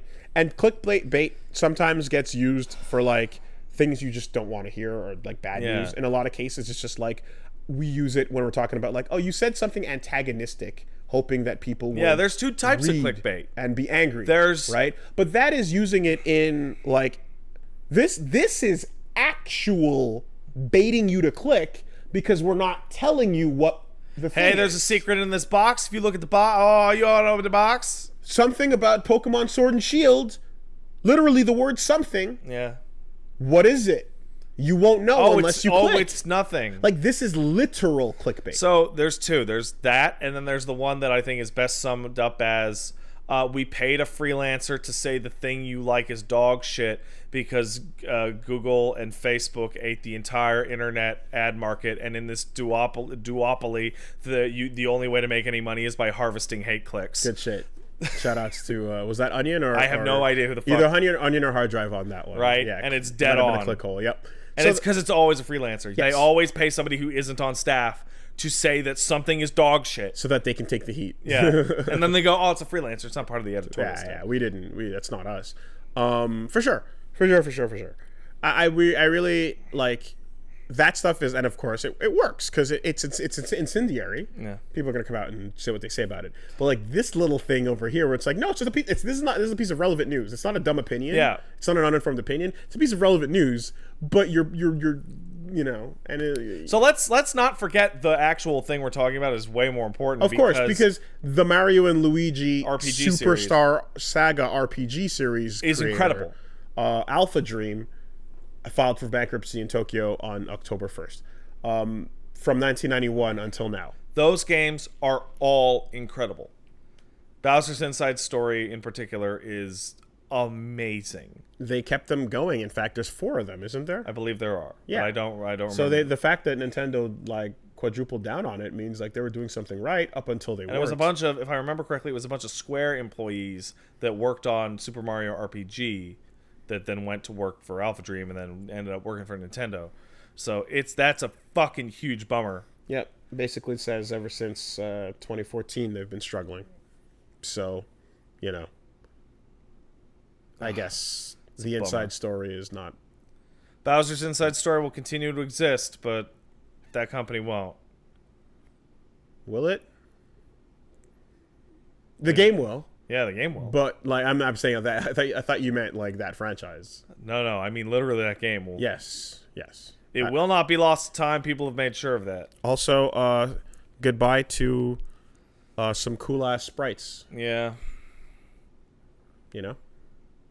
I think Superstar Saga also is, like, it's no RPG replacement, It's no, Square Mario RPG replacement, but it certainly scratched the itch. I'm just thinking, what is the guy who makes Super Mario Brothers DBZ going to do for sprites now that there won't be new characters made by AlphaDream that he can rip? Well, thankfully, there's a hell of a lot of DeviantArt custom sprite rippers out there that can modify and OC do not steal to your heart's content. I guess. Anyway, rip AlphaDream. You did good work, AlphaDream. Mario and Luigi developer files for bankruptcy. Just stop. Just stop. Because like the initial reaction is just like, that's not true. Like you just like, no, they didn't. Oh, the other one. Okay. Like, it doesn't make me go, oh, Nintendo's bank. No, it doesn't make me do that. It goes, no, that's not true. You'll never believe what the guys say this week. Cops hate it. On the podcast. It's crazy. Okay, that's actually accurate. You won't believe it. We say a lot of stupid shit on this podcast. Only way to find out is to download it and listen. That is true. You'll never guess. You won't. Wooly, you're joking, but like, you won't guess. Get ready to spend the rest of the week picking your jaw up off the floor. Wooly, there is a literal guessing game that everyone plays every single week with the podcast title going, how did a conversation occur that these words were appropriate to be said? Is it Upworthy? Is our conversation Upworthy? It is Upworthy. Holy fuck, man. You have to pay attention at 1 hour and 10 minutes. You must do what they say. You have to. Here comes the most important part. Hate taxes? Listen to the Super Best Friend. That's the wrong podcast. The Castle Super Beast cast for a good tip about getting out of your taxes. You get to listen to the podcast. Hey, pay your taxes. That's the tip. One weird trick. One weird trick. Cops hate it. Yeah, if you pay your taxes, they can't ticket you. Yeah. I can't believe that, like, after all this time, someone found out that, like, ads in particular, there's a lot of things they can show you that'll get you to click or not click or whatever the case is. Yeah. But the stuff that a lot of news sites seem to be running now is the fake article banner. Oh. Where there's like 5 or 6 different stories, and the photos are always—they're all stock photos. But they're gross or like normal things from gross angles, right? So you think you're seeing something really weird, and then you're actually just seeing like a nose with a giant pimple on it. Yeah. Right? Or like you see like it look like, is that a pile of diarrhea? And it's like, no, it's just peanuts. Yeah. Right? And it'll just be like, eat this for a healthier diet. You know what? And it's like, and they find these really weird, what the fuck moment photos, and it's you have to stop in your tracks. As I've been engaging in the advertising game more recently, I am shocked that more people have not discovered the power of ironic, self-flagellatory advertising. So I did a stream that was sponsored by the Stygian publisher, 1C Interactive, I believe. And part of the deal for that is put a banner at the bottom of your Twitch page so if people click on it, it goes to the Steam page so they can buy it, right? And they're like, write a little ad copy yourself for it. You know what I fucking wrote? Or buy game, do it, do not ask questions, merely consume product. Then get excited for new product. Hashtag sponsor. You put that in the like info description on your Twitch page? Yeah. Okay. And above it was just buy game, do it. Mm-hmm. And for Surge, it was increase my influence for the big bucks. Mm-hmm. Well, you see, and I send those out to the publisher, and they go, "Yeah, it's cool, do it." You see, you have the benefit of people being able to hear your tone when you write that. Yeah, I guess. Think about someone who you don't know writing those words out underneath their stream. I don't know, dude. Do you remember? Did you ever see The Invention of Lying? No, but I heard about it. So The Invention of Lying, I heard how good it is. Is pretty good. But my favorite part is there's a Coke ad. There's a Coca-Cola ad in the middle of the film. And it's a guy in a white background, and he drinks a Coke. And he drinks it and goes, yeah, it's Coke. It's pretty good. You know what Coke is. Oh. You should go have a Coke. Yeah. So and I'm like, yeah, you know what? Now I want a Coke. Yeah. So No Name brand, the yellow brand company that sells at like Costco and a couple other places or whatever. They have started advertising in movie theaters, and it's just everyone in yellow, and it says No Name on the wall, and they're just like, we sell a lot of products, like this one, and this one. Yeah. And then another guy comes in and goes, we also have these two. Yeah. These are our products. And it's like, they're good. That's what, Buy them. Or that computer guy who's selling you computer tips, and he's just like, please buy my product. Yeah. It teaches you about computers. Mm-hmm. I think you will appreciate and enjoy it if you purchase it. Thank you very much for your time. It's like, okay, thanks. Yeah. Anyway. No, man. You got to see gross nose hairs up close. Oh, yeah. And think that you're staring at barf, but then it turns out on site. It's like you prepare to get grossed out, and then it's not gross. Ah. That's the important part. You know what the worst part about Not that the is? opposite. You know what the worst part about that is? I clicked on that. I wanted to be grossed out. Now I'm disappointed. Right. Sure. Your product's not going to make that disappointment go away. Well, it doesn't matter because it's 3 stories in one giant banner. Yeah. That they're all the same hyperlink. Yeah. Right. They're all the same fucking link, but it's just none of them are individual stories. And one of them is like a stack of cash and someone's face going "Wow," and the other one is like someone's bikini line, and then the other one is like a fucking a pile of peanuts that looks like diarrhea. It's the weirdest, dumbest thing. But guess what? When you have to run algorithms on human eyes all day to see what people click on, you're going to eventually hit a winner. Yeah, eventually. Fucking ding ding. You'll never believe what Spider-Man did in this issue. He caught the bad guys. He webbed them up.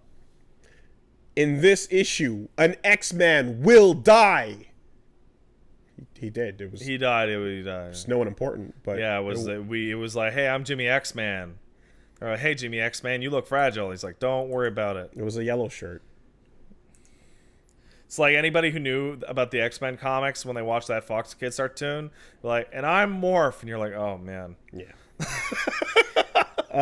Anyway, so speaking of old Nintendo games, from the DS era, Brain Age is coming back.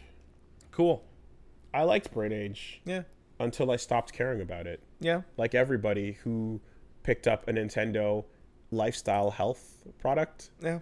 This is like, I don't feel appreciably smarter. Nope. Into the garbage with you. It's a fad until you're done with it. Yeah. That's how the Nintendo health things go. Whether it's a Wii Fit board or a finger clicker or the thing that the one that the fucking blood thing that's not a blood thing that they never actually made. I'm sorry? There was a Nintendo, when they take your blood pressure? Vitality sensor? Yeah. Okay, because there's a wild difference between a blood pressure reader and the blood thing that Nintendo was making. The blood thing, but it wasn't real blood? Prior to Nintendo making it, the only time I had ever seen those was to clip on your fingers while the nurse was doing your triage. Yeah, but it's a pulse tracker. It's a triage machine. No, man. My brain associates that shit with being at a fucking clinic getting your health checked. I'm sorry. It's the blood machine. If Nintendo Welcome to Nintendo's blood machine. If they put a fucking arm blood pressure pump on you and then you have to play video games while your arm is being squeezed to see your heart rate. I fucking hate blood pressure machines. I love them. Really? They feel good. Really? I love it. They cause anxiety attacks in me. Oh my god, no! I love the squeeze, and the release feels good. Well, I have cardiophobia, which is stupid. It's a fear of your own circulatory system. Yeah, I remember you mentioned. So if I feel my heartbeat, I start to freak out, and I develop what I now know is known as white coat hypertension, which is your blood pressure spikes at the doctor's office. So it's not accurate. So they got to take it like 3, 4, 5 times until you calm down like a fucking maniac. Yeah. Yeah. And they're like, oh, your blood pressure's fine. Calm down. I'm like, I don't like it. No, the squeeze and release feels like almost like someone Rolfing you for a bit. It's good. Pardon? Rolfing. It's a type of massage where it's really aggressive, like hard-ass massage. You mean petrissage? I don't know what that is. Okay. But I know it's basically like hard squeeze massages. Okay. I like. So I'm going to use the real word, and you're going to use the made-up word then. Let's turn to Google, shall we? How do you spell Rolfing? What did you say? Petrissage? Yeah, Petrissage. You do effleurage, then you do Petrissage. Uh-huh. Okay. What is Rolfing? Hands-on physical manipulation session, sometimes called the recipe. The recipe? Never heard of that one. Is that like ART? I don't think it's that. Oh, God. Computer, stop it. Fuck you. You know what? I'm doing this on my phone. Doing it on this computer. Yeah, don't look up random shit on the thing they can see. They'll see all your porn. It wasn't there. First of all, it was on the other screen. They'll see all of your porn. Second of all, it's all incognito. They can't know. They can't know? They can't know. They can't If it's know. incognito, they'll never know. That's what But it yeah, says. how do you spell that? Rolfing. Rolfing. Now, what was yours? Petrissage. Okay. How do you spell that? Petrissage. Rolfing Montreal. What the hell? Petrissage. Massage movements with applied pressure, which are deep and compress underlying muscle. Okay. The Rolfing? Deep tissue. The Rolfing Association in Canada? Okay. This feels like a joke. Okay. You're talking about deep tissue massage? Yeah. I'm talking about real hard squeeze stuff that's more than just deep tissue. I've done a deep tissue massage before. Yeah. Felt pretty good. I could go a little bit harder. Okay. What are the benefits of Rolfing? Rolfing. How have I never heard of that? Rolfing fucks you up, bro. Rolfing fucks you up. And this is ART. And it's like, yeah, this is a version of ART or gua sha or something. Or what? Gua sha. What is that? It's a fucking it's a Chinese fucking massage modality that's a lot about scraping. Ah, okay. Well, yeah. It's pretty intense, and it's about getting all those knots and kinks and shit, whatever. This, I think, used to be called like trigger point massage back in the day, back before it became its own fucking discipline. Then it's basically like it hurts in the moment it happens, and then it doesn't hurt after that. It feels relief. You feel yeah, that relief sounds a lot like afterwards. trigger point massage. Okay. Just fucking jam your elbow in there until it stops hurting. Well, congratulations. We both arrived at different but correct conclusions. Alternatively, it could be similar to Nemo or Nimmo. Petrissage. Look, there's a New York Times article called Rolfing, Excruciatingly Helpful. There you go. Well, I learned something new today. So did I. I'm sorry if I was sassy. I'm not. Damn. I wasn't sassy. So you're not sorry that I was sassy, so I will continue to be sassy. Great, thank you. So, Brain Age is back. That's cool. I'd rather have a game that teach me about Rolfing? about rolfing or cupping. Cupping? Yeah. Now, I've heard of cupping. Yeah, you've heard of cupping. Now, why are you talking about cupping? Well, it's another massage thing. Well, maybe, sometimes. And also, every time I think of cupping, do you know what I think of? I think about the guy in The Protector that gets fucking kneed into hell from Tony Jaa. Okay, that's not the cupping I'm thinking of. What kind of cupping are you thinking of, Wooly? The verb that applies to what you do with your hands to things. Oh, you mean deportment? You're just saying words now. You're just saying words now. No, Stop. Deportment's Stop. the hacking and the cupping and the beating. Just stop it. Enough with you. God. What? Jesus Christ. Anyway.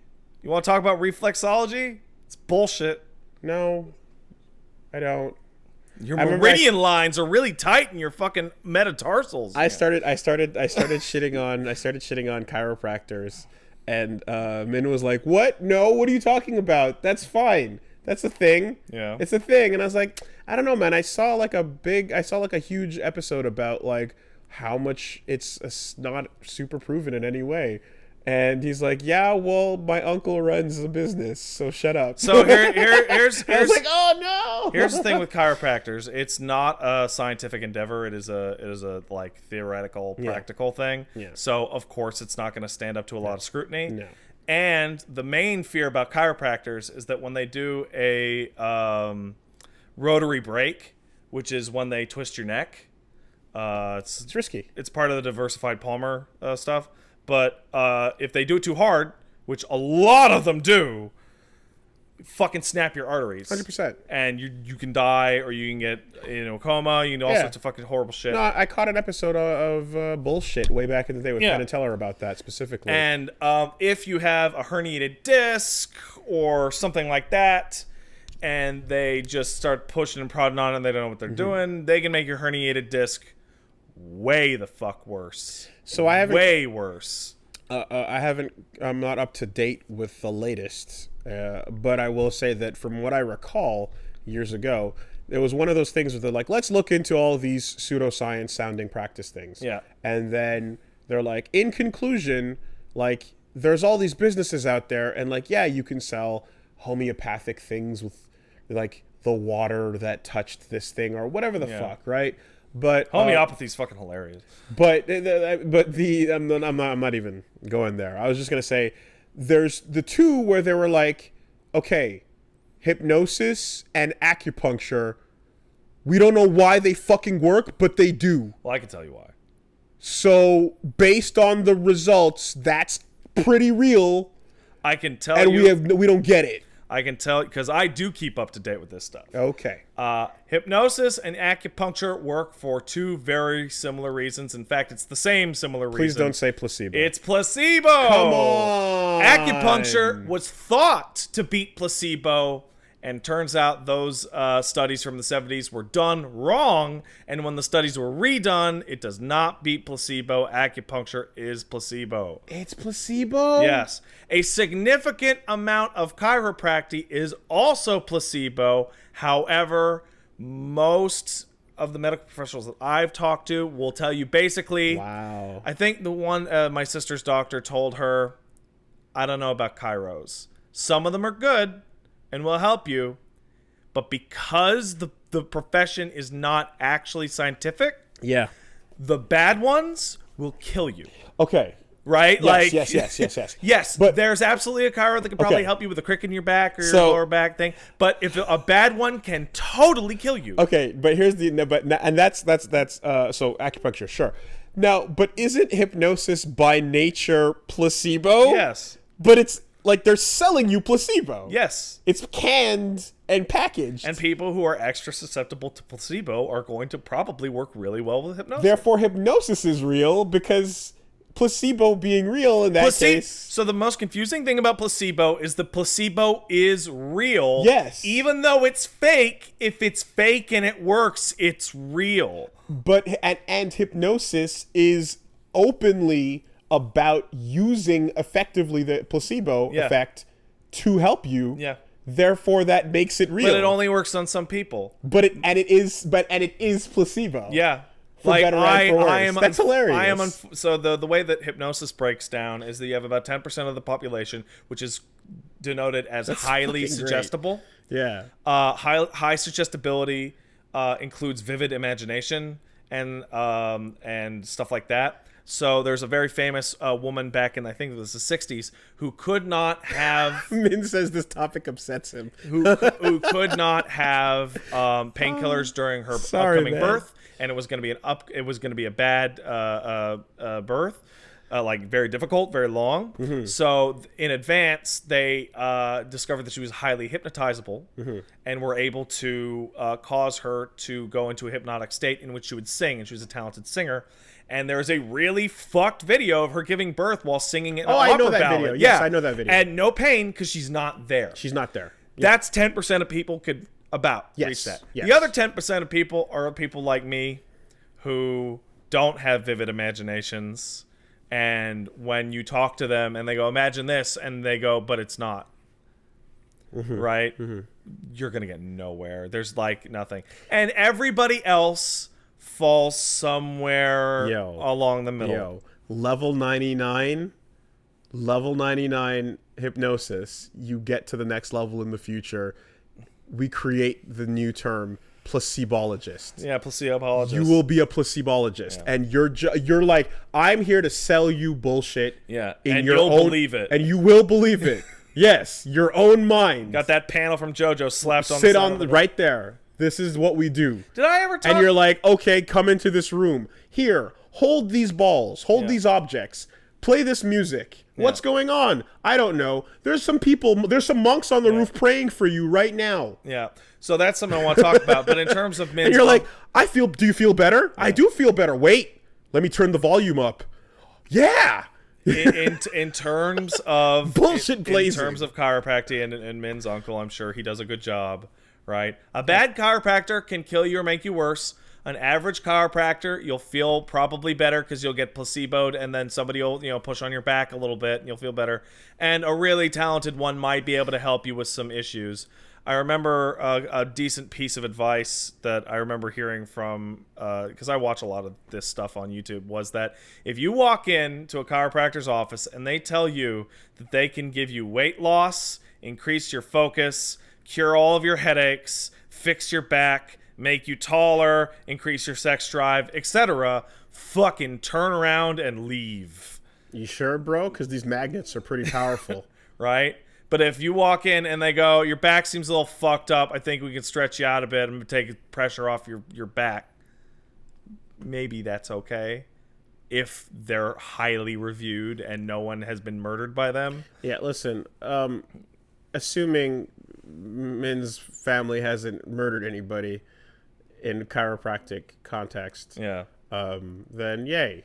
But that's the thing about that one in particular that I always was coming at hard, because I saw videos of like them snapping kids' necks, and I just fucking every time I see it. There's an Australian guy. It's terrifying. There's an Australian guy that I used to watch that he killed his whole YouTube channel because there was a baby with colic that he performed an adjustment on. And people went nuts, and I don't even blame them for going nuts because it looks real fucking bad. And I'm like, I don't know, man, that seems really bad. Right? Fuck. That seems really bad. I mean, maybe the fact that their bones are more rubbery at that age makes it a little bit easier, but stop. Don't do it. And just because you believe in someone else that, because it's, anyway, whatever, It's really fascinating if you watch enough of that documentation that you see two things. You see guys that are pulling x-rays out, doing, an hour of examination. You're seeing, like, asking about your whole medical history. And then you see the guy who's like, all right, come on in. Sits you down and goes, pop, pop, pop, pop, pop. Good, you're great, you're good. And you're like, I don't think that guy's a real doctor. Is your baby supposed to crack? Should it be making that noise? It's a new body. Yeah. The most important thing that you would learn out of all this is that there's nothing wrong with cracking your own joints. Don't snap the baby. Yeah. Don't snap the baby. That's a good... I love popping my knuckles in my neck, man. It's the best. I recently, like 2 years ago, learned how to pop my upper back. But I can't get my toes. So, shout-outs to the Mortal Kombat movie. The first one. Yeah. Because excellent use of chiropractic technique on Kano. Well, I don't know if you remember, but there's that one scene where this random martial artist jumps out and he fights Sub-Zero. Yeah. And he gets frozen and killed. But before he gets frozen and killed, like an idiot, he does this cool kata thing, and then he stretches inward and then turns his muscles and goes outward and goes and that's like a big intimidating pose. And I was like, that looks like it feels really good for your back. Feels like it's and then ever since then I've been kind of doing that, and I'm leaning against the door frame, and like you really get the insides when you lean up both arms against the door frame, and it feels really good. Thanks, Mortal Kombat. Anyway, don't snap the baby. Don't crick the toddler. Don't do it. But only go to a chiropractor that your trusted doctor recommends to you. Yeah, sure. Because they would know. And your chiropractor is not your doctor. Yes. that's another important distinction to make. Man, I think... Also, aromatherapy, acupuncture, reflexology, homeopathy, all that. It's all nonsense. It's all placebo. The truth is placibology. You know what the worst part is? when you tell people these things, placebo, and they go, "Aw," it's possible that you have actually negatively impacted their health. Yeah. By taking a real placebo effect away from them. Yes. Which is why Placibology Yeah. will embrace the fact that your belief is your power. Yeah. And fully try to find the right way to fill your mind with bullshit. All I'm saying is the anti-spirals hate these magnets. Until it works. Until it works. We'll try shit until it works. An office full of nonsense and creative, whatever, mumbo jumbo. We've got 80 vials of different flavors of water, aka Michael Jordan's secret stuff. You know what the craziest thing about homeopathy is? You know that it's about diluting things to cure you? Mm-hmm. So the idea is that you take the thing that would poison you, dilute it by 100 times, and then use that, and that'll cure you. Like a vaccine. Did you know that the more diluted it is, the stronger it is? Why is that? Because it's reversed and it's more potent. So let's say you were to buy a dilution of arsenic or whatever the fuck on the internet that had been diluted 10,000 times in water, at which point it is doubtful a single molecule of the original substance remains. It will retain that memory, and that memory will be 10,000 times stronger as a cure. Because of the memory of the water. The water memory. Yes. Let's ignore the obvious water memory of shit and piss going by this logic. Listen, man, I tried to go into this conversation avoiding the word Reiki. But you're making it difficult not to.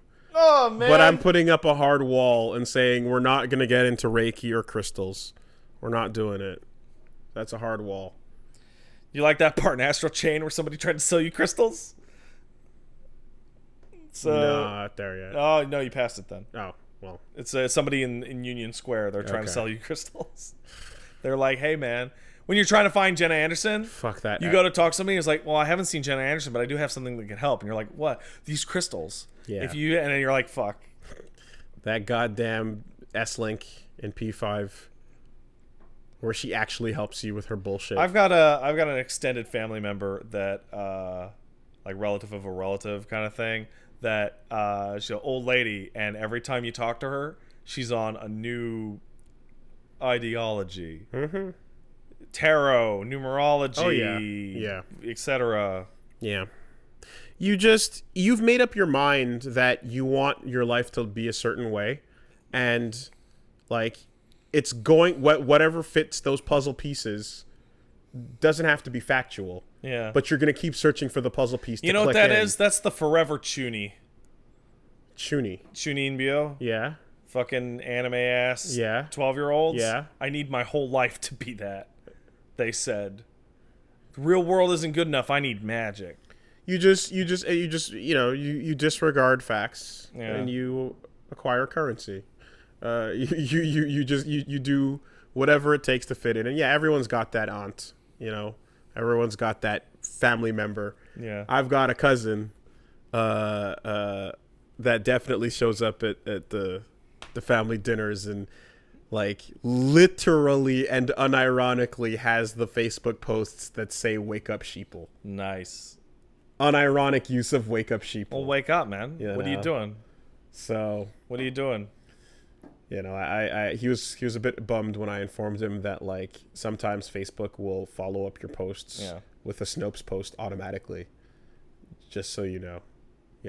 Oh man, I just remember my favorite thing about homeopathy.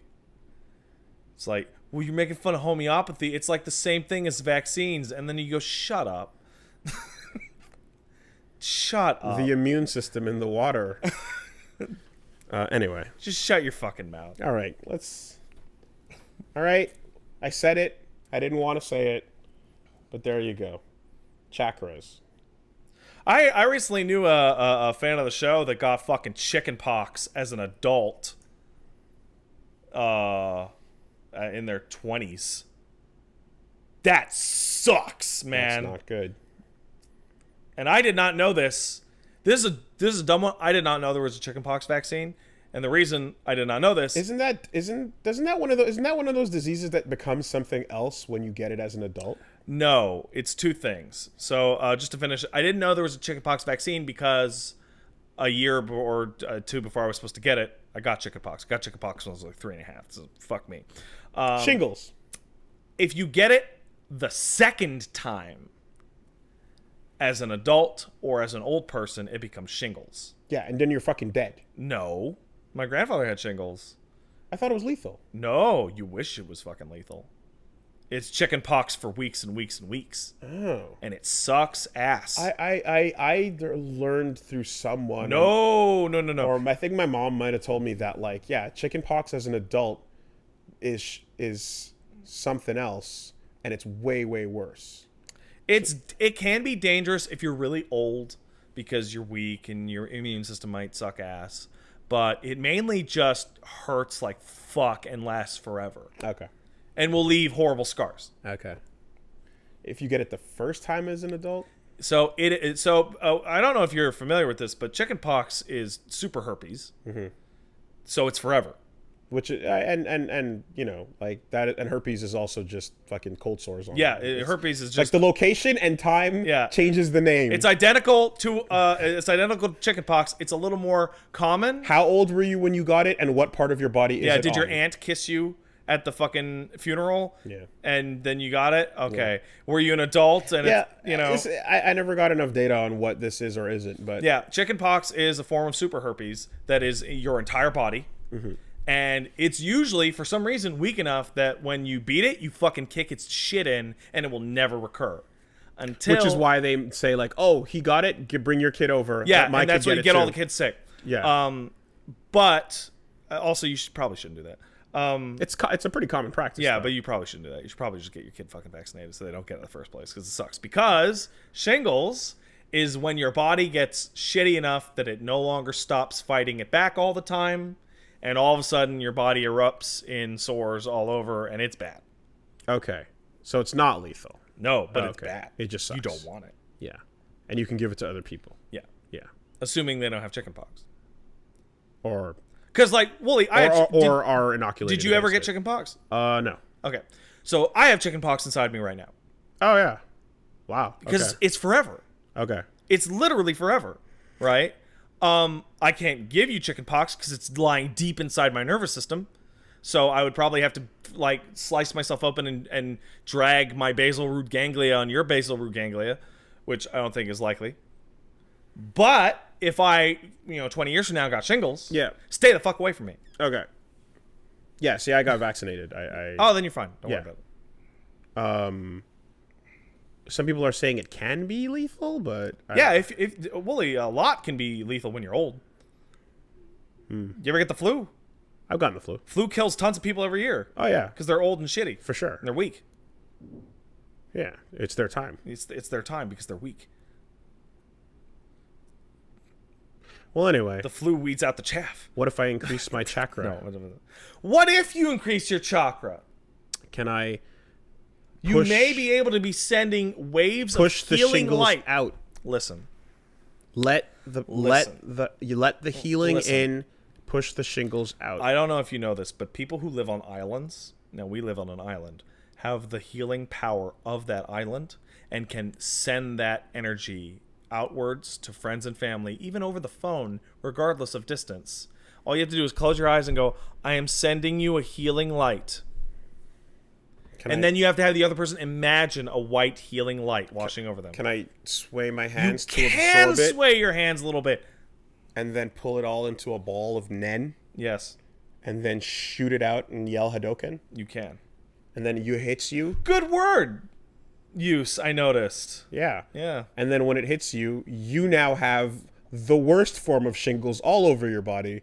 Yeah. And that's why the announcer says KO. That's right.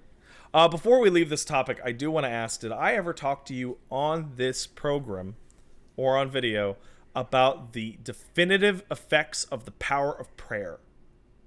I remember there was a study that said that the placebo effect worked even in that context. So it does, but there's an interesting twist to that.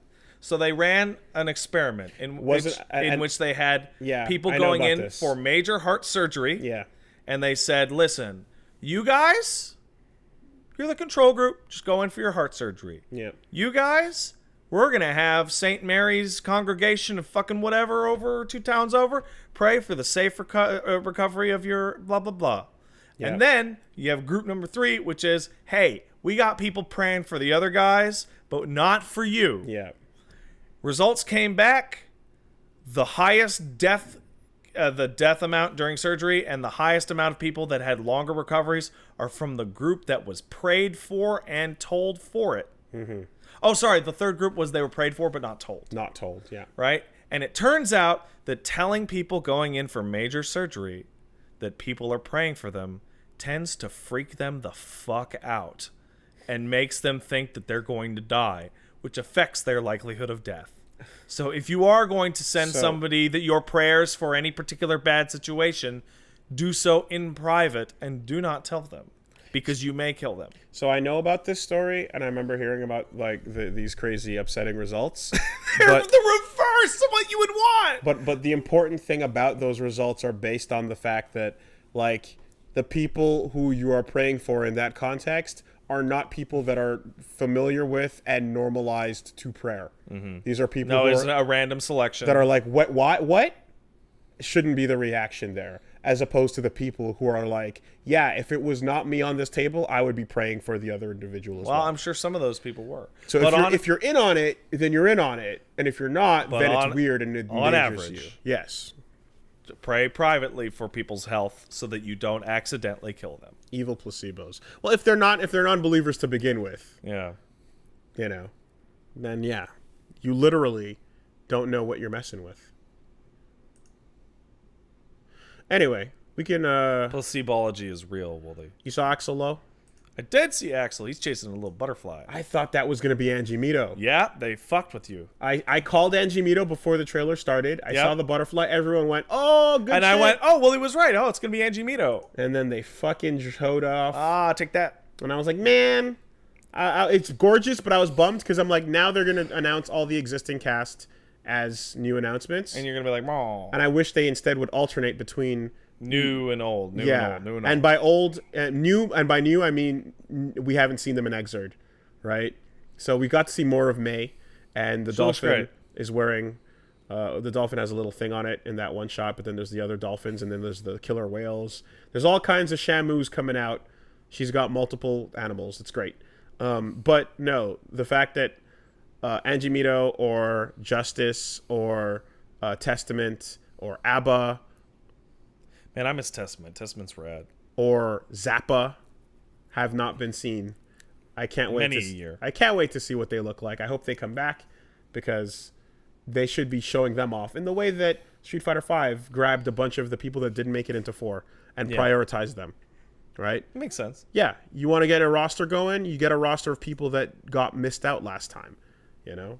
Birdie, Karen, Armika. You know? That's the right way to play it. So, more details coming soon. That's great. Still looks gorgeous. What are you going to say? And lastly, this is interesting. I'm very curious to see how this plays out. Overwatch coming to the Switch soon. Yeah. Today, some details popped up, including Blizzard saying that you can detach the Joy-Con and use it to aim like a laser pointer. Oh, cool. While playing Overwatch. That'd be interesting. Sounds very interesting, especially for someone with horrible aim such as myself. It's true. My aiming is decrepit at best. It's true. I've seen it. So, I would like to see what this means in the gameplay. Yes. If I can actually just point and shoot, as opposed to needing to stick it. Everyone has good accuracy. I thought you were gonna be like, and Nintendo's announcing a touch your heroes vibration mode where you can touch the Overwatch cast. No, this is not SNK or the Vita. Yes. Overwatch Mon piece. But yeah, I'm wondering if it's gonna be a mode where everyone has amazing aim. Well, Some people will have amazing aim. Or like a port, rather, where people... Yeah. Because it feels like that's a way... it feels like that's the quickest way to have the best aim, right? Is just point at the screen. Yeah. If your arm doesn't get tired. But your arm doesn't get tired, though. I developed wrist problems playing Metroid Prime 3. Although, here's the thing, though, the pointer is gyro-based, right? It's not IR, you're right. Oh, it's going to suck ass. So it's not actually going to be pointing at the balls. screen. It's going to be like a ball sucking. Because the Joy-Cons don't have that tech. It's going to be like when you have wet balls, and you put it against a dry surface, and you pull the balls off, that's going to make that noise. That's going to be that version. It's not a Wiimote. Yeah. But the gyro is pretty good. Yeah, that's true. It is pretty good.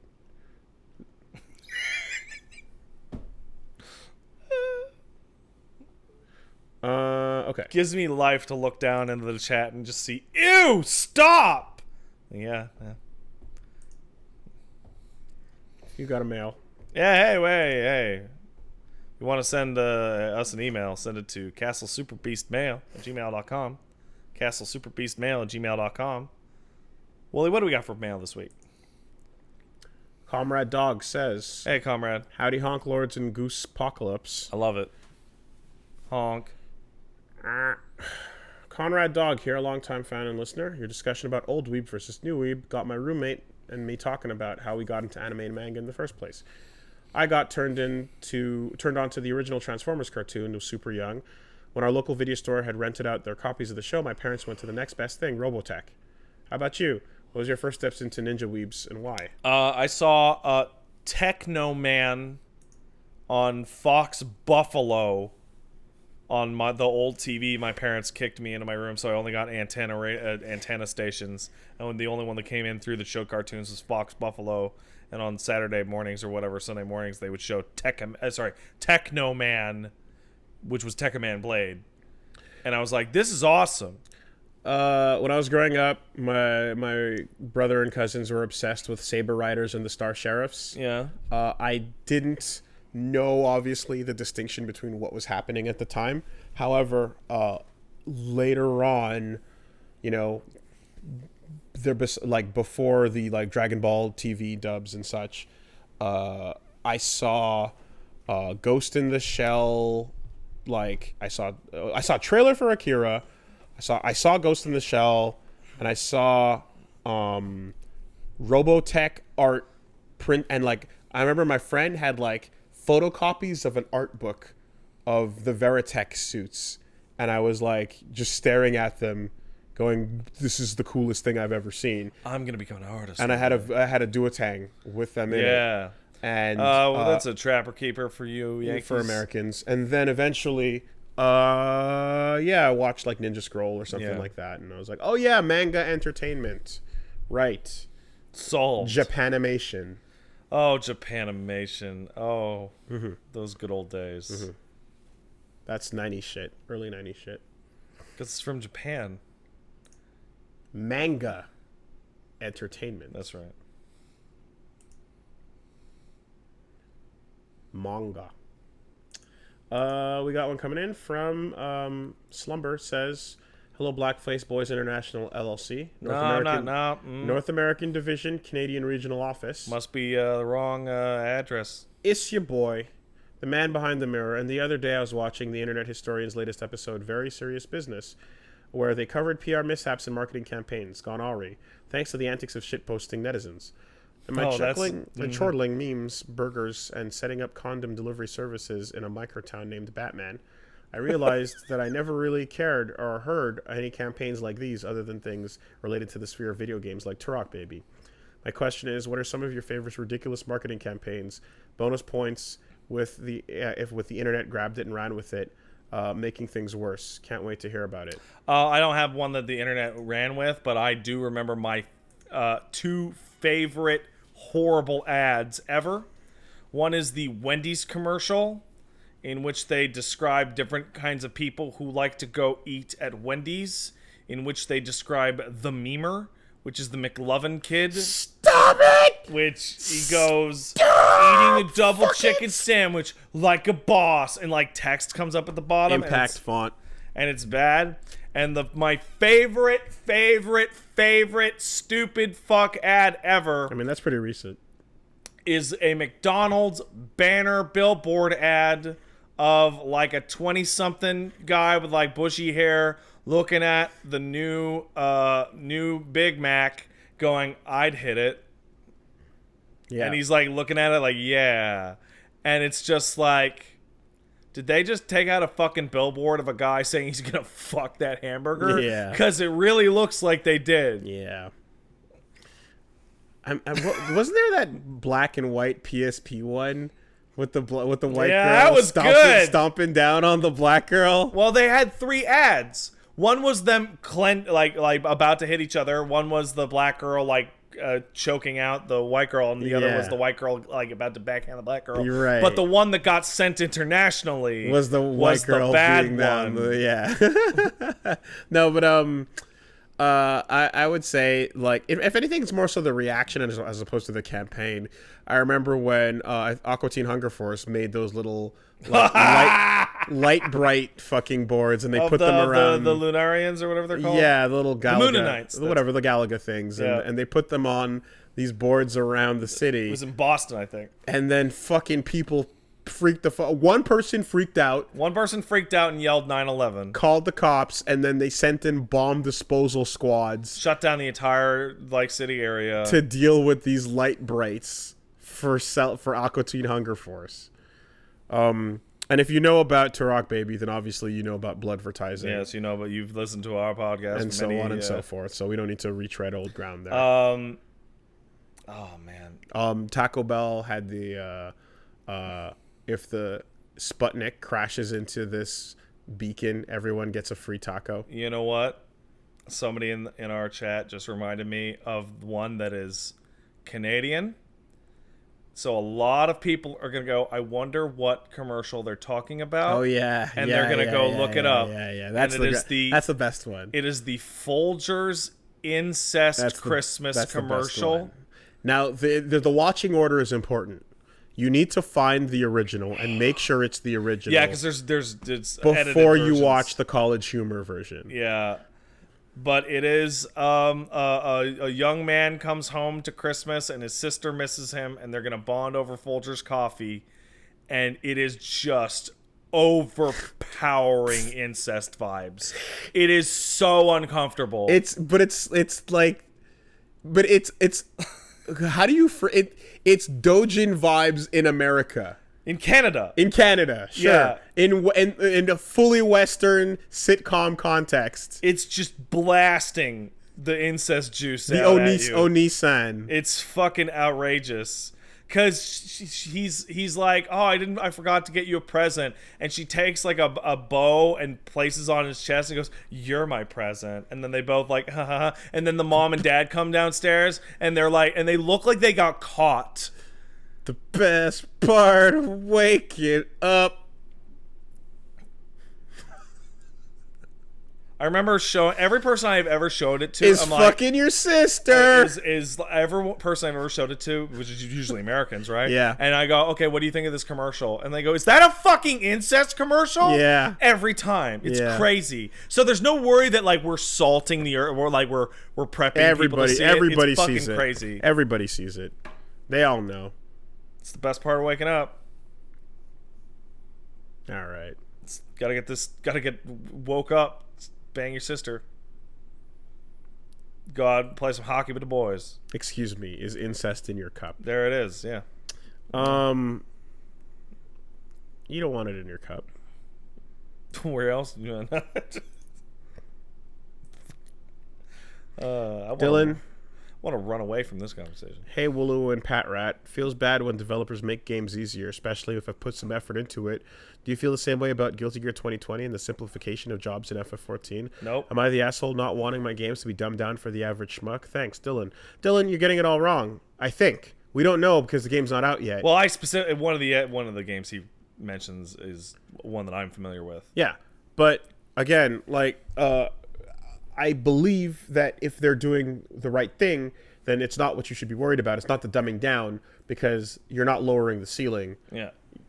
so much as you're finding a way to Raise the floor. raise the floor / bring up a staircase for people, or an escalator. So let me where you can still play it at a really skillful level, but it's not like making it so that like you're taking that level away so that it simplifies play. So I wanna use 2 examples here. One is the game he mentioned. He used FF14 as an example. It would help if he had written. Does he write in a class in there? No. Okay, and also Destiny. Destiny had this thing where there were these really hard, grindy things that you would do for like an entire month, and if you did amazing, you'd be able to get what's called a pinnacle weapon. And some of these pinnacle weapons were fucking busted. They were broken ass good, and they were meta as fuck. And if you brought them into PvP, you would crush ass with them. And in the recent expansion they just put out, they're like, we're not doing pinnacle weapons anymore, and we nerfed all the ones you already had, and we made them, because they're not meta anymore, we made them much easier to acquire. And a lot of people are upset because, hey man, come on, I worked my ass off for that. And that emotion can also be a thing of like, I worked my ass off to figure the stupid fuck Dragoon, what was it? The fucking 2.5 rotation with all the bullshit, and I got really good at it. How come now they made it easier so other people, whatever, okay? Like, as long as the worry you should have is not that they make it easier. The worry is if they remove depth, because those are not the same thing. Mechanical complexity, execution complexity, etc. are not synonymous necessarily with depth, right? So, for example, the class that I play in 14, they made a few things a little simpler, but they mainly just made upkeep and like just making the thing work less annoying. So it's easier, but it's just easier because some things are more convenient. When people make usually games that are renowned for their complexity or difficulty, very often get dumbed down into garbage. Sorry, very infrequently get actually dumbed down, right? I think a really good example of a game that succeeded dramatically from its dumbing down was Mass Effect. Did you ever play Mass Effect 2? Never played Mass Effect 2. So you played 1, and you remember there was a complicated inventory and mod system for the guns. Yes. And there were a lot of skills you could use and all that. And in 2, a lot of that got kind of junked, but then they made the shooting way better. So it's better. Mm-hmm. And then 3, they went a little bit more on the shooting. And I know you can miss some of the RPG elements, but to the most people, it just played more fun. It was just better. Do I hate when games get easier just to appeal to a casual audience or whatever? Yeah, there are some games that have totally happened. I think Ghost Recon and Rainbow Six had a bunch of releases that were like hard dumbed down for the average consumer. And part of the reason Siege is so popular is because it's mean and hard as fuck. Like, you've seen the stuff you do in Siege, like you shoot through walls and you fucking jump through windows and shit. Like, yeah, I'm trying to think of a franchise where they just 180'd on the systems, because there's always games like say like Mega Man Legends or things where they like initially there's a thing that's a little bit rough around the edges, and then the second time around they smooth it out, and sometimes they abandon core principles like, fuck it, this was turn-based but it doesn't need to be. Right? Yeah. Other times you go the Parasite Eve route where you really change things up a lot. But in the cases of the examples he gave, though, or at least in case of Guilty Gear, I don't think that fear is grounded. Like, that's not. There is one example that you and I are very familiar with, and it was DMC. They did dumb the game down, and they did make it much easier. From 3 to 4? No, from 3 to DMC. From 3 to DMC. Sorry, from 4 to DMC. From 4 to DMC. Right? Yeah. And it was a fucking bummer. It sucked. And I don't think there's anything that anyone could say that would convince me otherwise than it sucked. Because that is the actual reality of that fear. However, that fear is often irrational or knee-jerk. DMC totally got dumbed down. Mm-hmm. And it was dramatically easier. Like, it was much easier. Yeah, dodge button. Yeah. Yeah, 2 dodge buttons. MMOs have an issue in that, particularly a game like 14, in which they rebalance the classes every time there's an expansion comes out. I liked the way my class was before. Now it's different. I don't like it. There was an element of my class that I liked that wasn't part of the core identity or whatever, so they just got rid of it. But that was the part that I liked. You know? So a really good example is that the Dark Knight class in the last expansion was the class that I played. Pretty universally disliked. Though the way that they made it work that time. So they changed it into one that is pretty universally liked. It's a lot more like the one from the expansion before it. It's more fun. It's more flashy. But there are people that started playing that class 1 year ago who go, but this is the class that I like. I really like having to hit tons and tons of buttons super fast. And when they made it so that you don't have to hit nearly as many buttons because that was close to what it originally was, they're like, no, but that's why I like the class. You just made it dumb and easy to play. It's like, well, no, it used to be like this. And there are different mechanics that you have to take care of. You know, it's like, it's tough. It's a fucking sliding scale. Yeah. But yeah, you know, it's always good developers will not lower the ceiling, and you can I'm even hoping have that's the case here. You can even have simpler mechanics that still have a lot of depth. Oh God, yes. So, perfect example for that is in Akatsuki Blitzkampf. There's the character Fritz, who does 1-hit or 2-hit combos at most. Yeah. And he's all about footsies, and he's a Samurai Showdown character In an anime hyper-ass anime game. All right. And boy... Is he the boxer? No, he's the old man with the sword. Okay. And he just does these little movements. All of his special moves are positioning. All they do is make him dash different distances or dive different distances. Okay, that's and then interesting. he's just got these 1-hit or 2-hit slashes, and you have to just fucking position and play footsies. It's incredible, and it's mechanically simple, and it's just as competitive as the characters who are doing insane zoning, teleport, filling the screen with nonsense specials, or super complicated frame trapping combo machines, you know, style beasts and whatnot.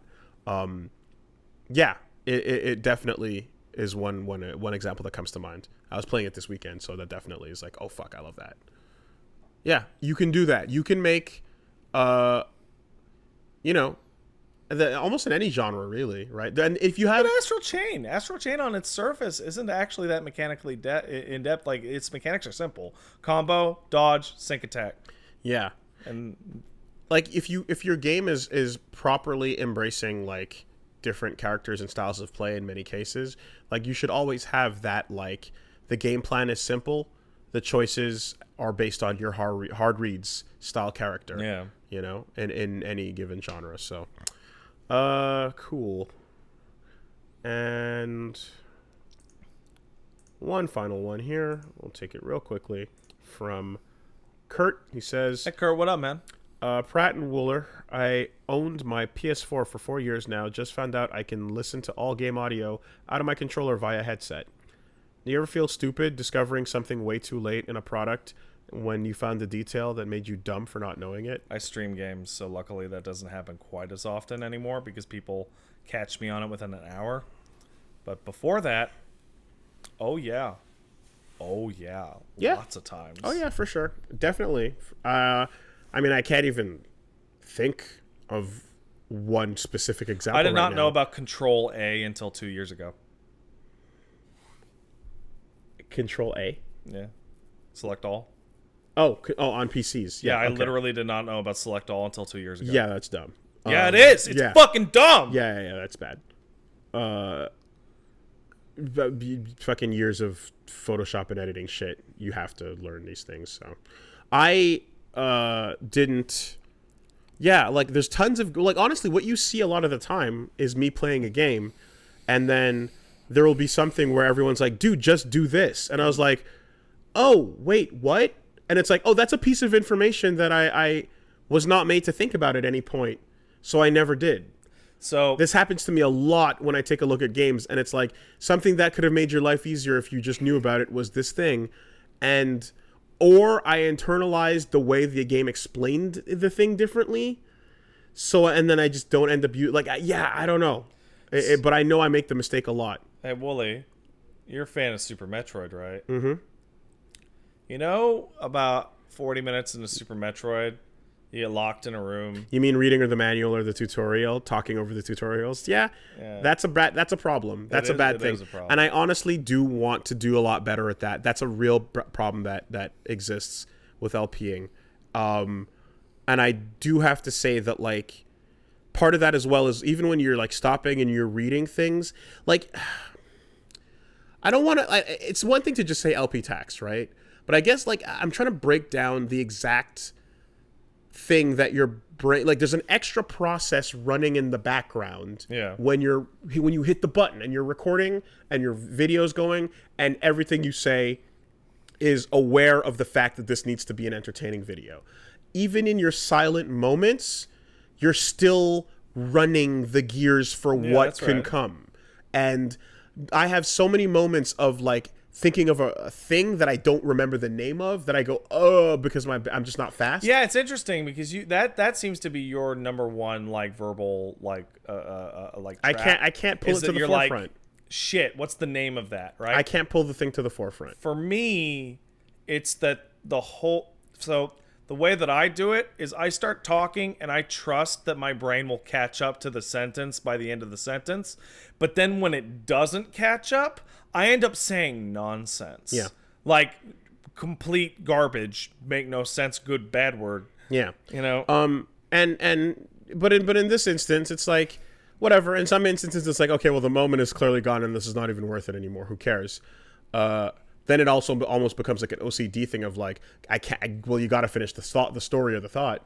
Otherwise, what the fuck? Everyone's gonna be like, what the fuck is he talking about? But, no, even in the efforts, even in the moments where it's like, okay, stop, don't, like, actually read what this thing is saying here and get it. And it's like, yes, I'm reading out the text and of the description of what the thing is about. But it's still not the same as if I were just sitting here alone by myself. It's just, but it's hard to explain. You know, of course, it's obvious for you. It's not obvious for them. And it never will be until they do it. Until they do it, and then they tweet at us and go, "Oh man!" Every time, you know. I appreciate those tweets, by the way. But it's like I really have no other way to describe it than just like, yeah, when I'm only sitting here with a controller in my hand and the screen in front of me, and nothing else matters in the world. You are 1,000% locked into the game you're playing, and you're taking as much time as you want to do everything. But there's just an extra process that's aware of the time, that's checking the recording. There's a little, and it just does enough damage to make you not internalize that explanation sometimes. And on the flip side to that and it situation, sucks, and it's not an excuse, but it's a fucking hard thing that I'm still trying to get good at all these years later. And the flip side of that is the time that I, on a perfect winter's day by myself, was playing Super Metroid, and I could not beat the part where you get locked in a room and you're supposed to run to the end of the area, and I could never make it in time because I didn't know the game had a run button. Yeah. Yeah. You know? So going in blind really is like a big fucking extra task to put on your plate when you probably would need it. If you've done it before, then all of this goes out the window. But if you're going in blind, it's definitely a lot. And if you're going in blind and unfamiliar, you know, that's an extra thing too. So it's not at all about, this is not excuses. This is not shouldering the blame. Nah, man, this is Big John's. This is LP John's. Not even John's, because it's fully admitting that I'm doing a stupid thing. Oh, I don't want that. But it's to be clear to the people going, nah, but don't be, you know, it's to make it clear. The trick to that is that you unzip your pants and dip your balls on their eyeballs. Yeah. And you go, I'm sorry, I missed that item. It is not John's. It is fully embracing that it's a fault. It's a fault that I'm actively and continually trying to improve on. But I'm having a really hard time with it. You know what I've started to do? Because it feels really difficult for me. You know what I've started to do? You know what's really fun? So when I was playing Code Vein, everybody was screaming at me for like 20 minutes to go to the hot springs because they wanted to see the hot springs on the stream. And so I just pretended that I didn't see it. And then I had my character look at the hot springs while I was talking about bullshit. And I was like, oh, okay, time to go to the other level. And I started to fucking run away.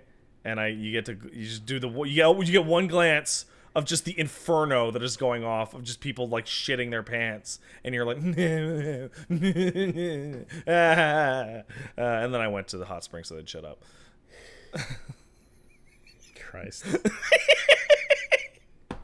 Be the goose, man. Yeah. No. That's the feeling you need to cultivate. Oh, that does happen. It's just my way of playing it out most of the time is going, hey, chat, yeah, I know, hot springs, got it, we'll do. Just currently doing thing. Chill. That's the way it goes by my brain. But, But in other cases, it's like, invisible wall, hit the invisible wall. How the fuck? Hit the invisible wall. Oh, you missed it. Oh, no. Talk to the NPC a 5th time. Talk to them a 5th time. Damn it, you didn't loop the dial. Fuck. Well, you know what I do, because like, because I'm streaming, so it's a little easier. But my favorite thing, so Paige and I, we banter quite a bit. So we have a thing where if I'm wrong, you spam the chat with 1. If she's wrong, you spam the chat with 2. And we discovered a new favorite, which is my favorite, which is number 3 is associated for the chat. When the chat is wrong, you spam 3. So you'll have, that guy who's like, God, just talk to him again, he'll unlock a thing, right? And then you go talk to that guy, and nothing happens. Oh, it wasn't yet. It didn't trigger yet. It wasn't. Oh, it was it too early. Later. Oh, it was a different guy. Oh no! It didn't happen yet. Every time. One guy. Oh, that one guy. One guy. I love that one guy. But that one guy types a lot. They're loud. Do all caps. Yeah. This job is stupid. All right, let's get out of here. Hey, Wooly, where do people look at your videos? Wooly Versus on Twitch, Wooly Versus on YouTube, Wooly Wolves on Twitter, Castle Super Beast on podcasts, and Wooly will figure it out on other podcasts. Hey, if you mine are still Angriest Pat, just go check that out on Twitch and Twitter. And there's a YouTube archive, but it's an archive. You just go to the link from the Twitch page. All right, that's it. Goodbye, everybody.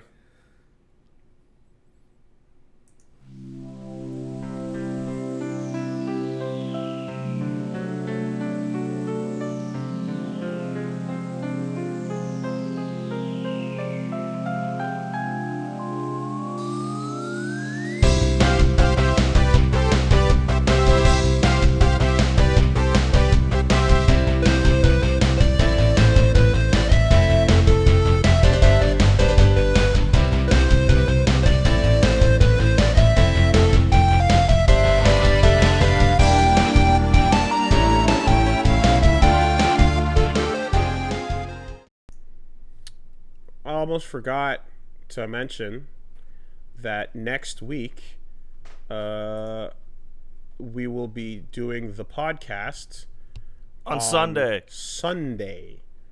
So next week will be early. That's October 6th. That's October. Oh, hey, it's October 6th. October 6th, Sunday podcast next week. Okay, goodbye, everybody.